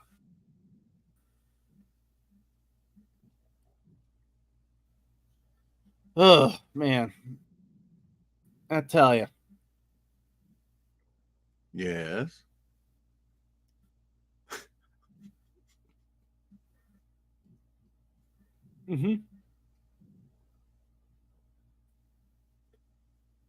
Yeah. Yeah. A lot of these it's like what someone used to say that, it's like an EMS, like when someone goes on there and they've never touched Narcan or anything like that in their life, and they're an expert like on Fox or CNN, going in there and saying, well, they should have done this, this, and that. And it says, well, dude, you've never been on an ambulance. Well, I think when we look at people like Sergeant You've never York been on an ambulance and other, you've never touched a drug bag. like Come on. that they're an inspiration, and we do need heroes. It's easy to like Monday morning quarterback when you. Yeah, there's a lot of quarterbacking. That's for sure. It's dropped out again, but he'll be back. Sorry for the difficulties, but yeah, there's a lot of armchair quarterbacks that want to, in a lot of rewriting of history to make, war propaganda. There I am. There you are. Yeah. I mean, we, telling the true story, no matter what a skin color is, right, is very important. Yes. Because we need heroes. We need those inspirational stories of Sergeant Rock storming six Germans coming with fixed bayonets toward him and being fired upon from behind by a German lieutenant with his Luger. So he's catching fire from both sides and persevering. We need that in our society, but we don't need that fueled by writers. Yeah, the problem is that, like, especially with like the movie Red Tails and that movie Spike Lee did a couple years ago. Was that a Spike Lee movie? Okay. No, Red Tails was actually George Lucas, but the other one that was done, the Italian campaign with the black troops, the real story is more fascinating. If they would have, that's what I find is that the real story often outshines the story that these movie makers are trying to make. Fascinating stuff. I mean, nail-biting stuff. Yeah, and the problem is they try to, everything's got to be political with Hollywood. They've got a cookie cutter way. There's an incest in Hollywood right now. They don't have a lot of people coming in from the outside coming in. So they get these guys from these universities that read about this stuff that have been filled with this crap. The U.S. is always bad. Everybody was, all this type of stuff. And then what happens is that gets into their writing. You get movies like Fury, that movie that won about the, a couple other ones. And the big thing is like, but the real story, because I love that. God, I'm just terrible with numbers and names. But that real story about that one in Italy, the black in Italy, is just so much better. I remember watching an old, it wasn't focused on the black servicemen, but that the story of us landing in Italy at Anzio was a killer movie from back in the day. Yeah, my grandfather actually served in Anzio. And we have a lot of stories like that, but the problem is that they trip over themselves to get political with it. The And it's Desert Fox with Rommel, Mhm. fascinating. Well, as I said before, the biggest problem we have with people getting political with these movies is that there's an incest in Hollywood where they get these guys from these universities, or it's where they go and, it's the son of somebody and they've been like privileged all their life living in LA and all this type of stuff. And they've never been outside of LA and have never been around the country. And they all have the same the same mentality, and it gets boring after a while. It's literally paint by numbers if you go see a Hollywood movie these days. Okay, when's this? So when's he going to go and start talking? When's he going to go and start talking about how he hates the war? Yeah, I just you're just recycling ideas at this point, and there are certain classics, maybe like Citizen Kane or The Wizard of Oz or It's a Wonderful Life, that you can't top. You should never really try and remake them or retell that story.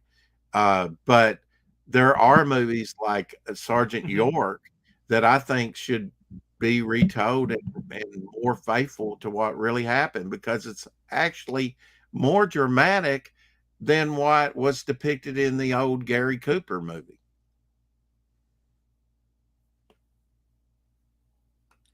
The problem is these days you're going to have to wait until Hollywood clears out the problem they're having with the woke stuff at the moment. And that'll take over an accurate story of what's happening. I would not want any story told historic right now. Yeah. It'll fizzle itself out. Remember when we had everything that was that was going crazy in the 60s and 70s, where everything was just, anti-war, free love and all that? It'll fizzle out. Just give it time. Well, yeah, because they're going to die off. It's just, the thing is you just got to be patient. Remember, from what people used to tell me, is that movies before the 80s, where we had a boom of great movies, the 60s and 70s. It was Nancy Pelosi and Jane Fonda types that are in charge now. They told me about someone told me about movies in the 60s and 70s back in the day, and they said that the reason.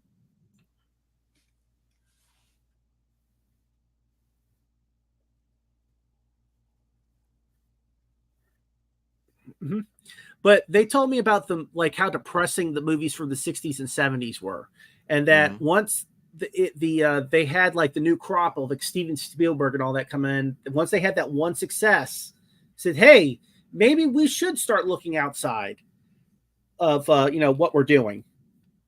Yeah, and once they saw that like gave fresh blood to Hollywood, and that let them start making actual good movies. But the problem is those people that are in now, they got Hollywooded, and now they're doing what they used to do. They're keep making new people out. Yeah, Star Wars is changed everything. Yeah, I'm a huge Star Wars fanatic. I've got all my 90s toys and all that, like up on my I gotta show you all my what I've done in my office. It's got like all the Star Wars figures on crown molding. Yeah, maybe we can do that next week.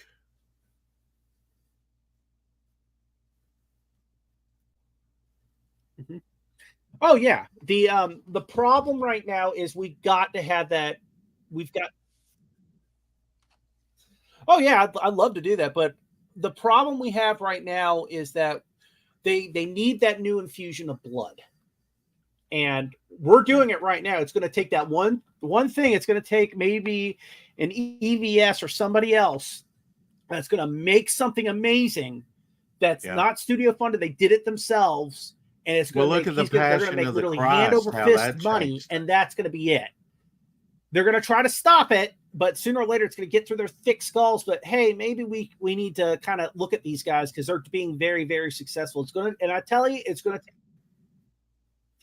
Yes, yeah. It just takes that one thing that this literally makes, like, everybody just talks about it all the time. Kind of like Star Wars. They didn't give it a lot of faith, but over time it started steamrolling. It takes that one film that goes in steamrolls, and then that leads to another one where they start making money, and then it leads to another one where they're like, we don't need Hollywood, and they're like, oh God, let's start bankrolling these things. Let's start looking at these guys.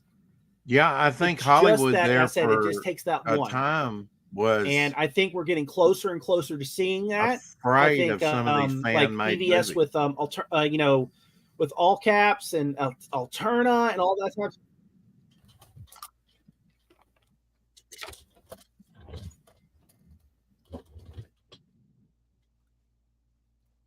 They're very, very afraid because, as I said before, they cannot stand when somebody doesn't need them. Yeah. When they don't need that, when you don't need Hollywood and you can do it yourself, that's extremely, extremely terrifying to them because they don't have You any need power over me. you. You need They me. want to hold the narrative. They want to hold like what comes out, what comes on. Because right now, what Hollywood's obsessed with is doom and gloom, and people are sick of it. And political messages, and people are sick of it. Mm-hmm. I know I am. I'm Yeah, sick of screw them. It's gonna Screw the government. And one of the things too is, there's a lot of Chinese influence in Hollywood right now where they're telling them to do a certain narrative, and it's failing. It's failing horribly. Mm-hmm. Yeah. Well, Yeah, I and, mean and it's gonna. the purse strings It are will going to take, as I said dictate before, in the just future watch. because It'll they're be that losing one money thing that just hand takes over off like fist. lightning. And it's kind of like how I put like in Star Wars with Grant.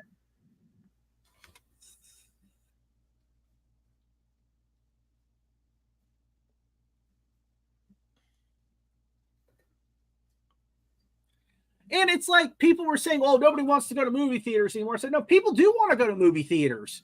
It's just if you put out shit, I'm not going to go and spend like $20 or $30 to be lectured to." Yeah, and the I said, pandemic I didn't can help go either. down to what was it? I can go and piss off my mom and let that happen for free. Mm-hmm. And as said before, I think we're all sick of it, and we're building. Mm-hmm. Yeah. All right, hold on. I got to jump out real quick. I'll jump right back in. Okay. Maybe he's still working on that audio issue. So Shadowhawk, you're not the only one. Yeah, when we get him back in here, see we're past the 2-hour mark. I'll try and do a stream tonight. No promises, but yeah, I've got some things I've got to do. I've got to go see my mother. Is the main thing. There we go. Dan. Yeah, sorry. That's fine. We just need to kind of wrap this up. Hopefully we can do it again next week. Oh yeah, I would love to. I really love talking about history. I love telling the true stories. And as I said before, I really want to heavily go into a lot of history about like that, that Hollywood just like they do their cookie cutter thing and you never really get the true history of it. There's documentaries out there. I'm kind of, there's one I would tell everybody to go and take a look at right now about Lincoln, because I have never really been a fan of Lincoln, called The Rageaholic. And he does a two-part on Lincoln. Lincoln did some bad things. Let me see. Roosevelt did bad things. And, I just never hate that people just put this God complex on people. Well, a lot of that I think is just taught in high school, Dan. Some of these people that I revered, like FDR, I think they're pieces of crap. Did he have some good points? Did he do some good things? Or was he totally bad? No, but he was pretty bad, I mean, the bloom's off the rose with some of these guys. It's just, when you take a look at him, I used to revere Wilson, but now he was a piece of crap. You delve a little deeper under the surface and you're going, yeah, these guys that I kind of looked at and was taught in school that they kind of highlight the good things and not the concentration camps and other things that they did. If anybody needs a statue torn down, it's damn Wilson. Look at his shit. Yeah. Woodrow Wilson, and he's got high schools named after him. It's like Jesus. That was the most racist POS you could have ever come up with. Yeah. He would have made like the Klan. He made the Klan blush at times. Well, D.W. Griffith's silent movie, Birth of a Nation, is overtly racist against the black man. And that was the first movie shown in the White House Yeah. in 1915. Yeah. It's just like when you start, and what all that goes also back to media control. But now with the internet, we pulled the veil back and you're like, ugh, that's nasty. Why did we revere these guys? Yeah, exactly. I think it's a dangerous time for the villains out there because information's more instantaneous, and it's hard for the Wizard of Oz to hide behind the curtain, nowadays. And, Ugh. And they want to control that. They're trying to get a handle on that. They want to control the internet, and even talking legislation of most talk radio that's more conservative radio, the Rush Limbaugh show and stuff like that, comes from AM radio. They're trying to outlaw AM radio in new vehicles. They say we don't need it. Well, that's a great emergency system if that's all you got. There's no reason to do away with it. Do you want to know how things their political agenda? You know how things turn to our favor? Tell a person they can't watch it. Tell a person they can't see it. Yeah. The Streisand effect. Yeah. They will figure That's a way. what really pisses me off. You tell me I can't do something, I'm going to find a way to do it. Yeah. I'm going to do it. Yeah. Yeah. I think most people are like that. It's kind of like prohibition, right? You can't drink. And there was more drinking going on during prohibition than any other time in history, probably. Just like in the 90s where they said, we're going to try to outlaw cigarettes, and everybody started smoking. Yeah, exactly. And they won't try that again. I mean, a lot of their tax money comes from that. And now it'll be the marijuana issue because they're making billions off that. Oh, yeah. I would love if Shadowhack ever wants to join us next week, too, on Mondays, because that's when I'm off. Oh, okay. But yeah, as I said, I love going through history, and I'm just a history nut, and I would and it goes back to World War Hell. Anything you're probably in the near future, anything I'm going to be dealing with for a while is going to be alt history and then horror history. Where history. Yeah, there's actually one where they actually talked about that there were, I think, stray dogs or wolves on the Somme, Hounds of the Somme, that were actually going after the wounded in the no man's land. Yeah, because they had to eat. They had to survive. Yeah. It's hard. As I said before, if you really went into look at some of the history and all that type of stuff of like what really happened, got nitty gritty, it would just make you throw up at times. But I mean, it's like one of the things in the American Civil War, one of the number one killers of wounded men were hogs. Hogs would go up and start eating wounded men alive. Yeah. Start picking their intestines out, eating them right there on the spot. Yeah. The wounded guys, right? Yeah. They just go and start eating them. Mm-hmm. Yeah. Pigs got to eat. Well, yeah. Dan, I've really enjoyed having you on. We're going to have to do it again next week. Oh, yeah. And I'll get my new setup fixed. That's just that I got a damn cheap cord from China that broke on me. Well, I know that you've shown me in the past, last year probably, some of your collection, your customized stuff. So maybe if you get that all set up, we can take a look at some of your collection. Excuse me. Oh yeah, I'll show you some of my customized GI Joes. My favorite GI Joe is Beachhead. So I've actually finished up 2 characters. Okay. Well, I got tired of Hollywood and Hasbro not doing my stuff, so I actually started making my own stuff. Yeah, I think that's the big thing, Dan, is what we're learning, especially in this crowdfunding, is if we want the entertainment to be entertaining, what we want it, we're going to have to produce it ourselves. Yeah. As I said, the if you could actually choose a new flag for the U.S., it'd probably be a middle finger with red, white, and blue stars all over it. That'd probably be her actual flag because. Where can people find you? I mean, Dan? honestly, that's. I'm on Twitter, World War Hell Dan, same name. Okay. Also, I'm on Facebook. I've got a World War Hell Dan page, or just a World War Hell page that I update ever sporadically. I'm kind of terrible on the internet right now because I'm working and I try to make time for it, but a lot of times I'm sleeping because I'm exhausted. Yeah. So, I mean, what are you Hopefully I doing? can do this for a Are full-time you career in the writing future. stories? Are you designing? Are you working with designers? What is your part in World War Hell besides being a writer? What is? Yes, I did. I created World War Hell. Right.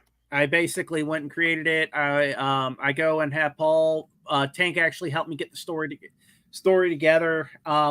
One day, if everything goes well and World War Hell really takes off, what I want to do is I want to actually make like what George Lucas did a few years later, say this is the original story, because that's what I want to do with World War Hell, and just kind of really, really like tell like how I originally wanted to do it, just kind of like an alt thing. So this is the original how I envisioned it.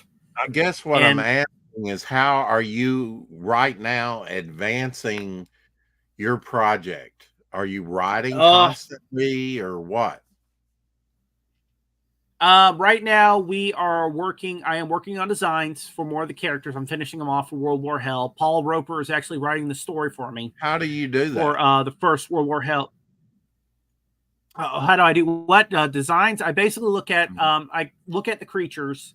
I use a lot of things that are in nature. A lot of because we're dealing with Leviathan, we go a lot more sea creature-ish. I look up a lot of sea creatures. My avatar, you can kind of see it. And you just use a computer for your design models? No, I actually go and talk of Carlos Villa, really great designer. Kind of pricey, but he really, really does great. Did the design for that one. I have a guy named Dylan Tyson, really great designer too. I'll probably, if I get the okay, because remember, my editor-in-chief says you got to be careful of how much you give out. We'll probably go and show that here real soon. And I mean, I'm just extremely, extremely excited about what we're doing with World War Hell. I've already been working on another script that's not World War Hell related. That I've been Doc has kind of had seen a little bit of it, and I'm kind of keeping it under wraps. He's he said he's kind of enjoyed it right now, but as I said before, I gotta get it edited and put it into comic book form. Right now, it's in audio form. Because what I do is what actually helps me is I go and basically use like a speak and spell. I'll write it out, and then once it's read back to me, it actually helps me see, okay, that didn't sound right. Let's go and reword that, and all that type of stuff. That really helps to actually for me to correct. But I have a lot of I've been working on that. I got I've got another couple of projects I'm going to work on. Yeah, that makes sense to me. So yeah, I've got a couple more projects that I've got planned after World War Hell's done. We're gonna probably go into another one or two other games. 2033. It takes time. It takes time. The story will probably be out a hell of a lot longer than the game is. This is just, as I said, this is just massive. Yeah, I'm literally having to walk my designers through on how to do Frankentanks. That's one of the biggest issues we're having. You're going to be 80 years old before this is all done, and I'm ready to go on to something else.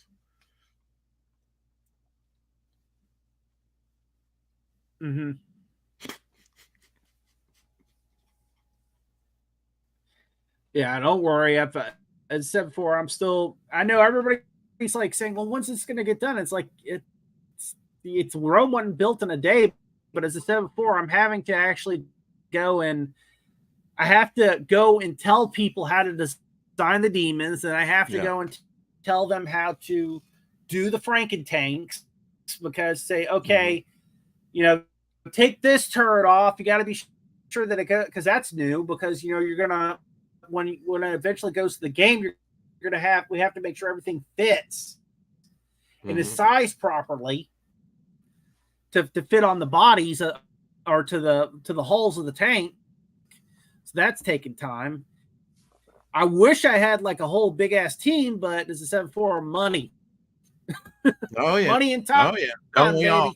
Yeah, it's you know, money answereth all things. You know, we had a team, but I'm just responding to what you said just a moment ago. It'll get there, and when it does, I'm going to just be so damn happy when it's done. You know, I've been working on this since 2019, so. Well, you know, look, as long as you tell the story you want to tell by the end of it, right? Oh boy, but yeah, yeah.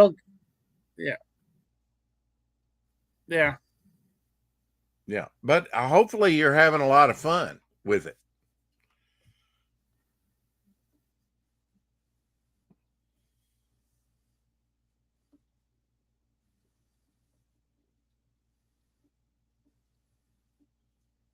Don't wait for the translation. Answer me now. All right, folks. Whether Dan knows it or not, we're going to end it. He's on delay a little bit, but it seems to get worse as it kind of goes along. But anyway, yes, we'll yeah, we'll see you, Webbs. Yeah, and the big thing too is just, you know, I'm working with one of the things too is that what's also taking a lot of time is we got to make sure that the lore matches up. We don't want to make yeah, I am. Uh-oh. Anyway, everybody, I get the last word. Finally. Keep collecting. Not all.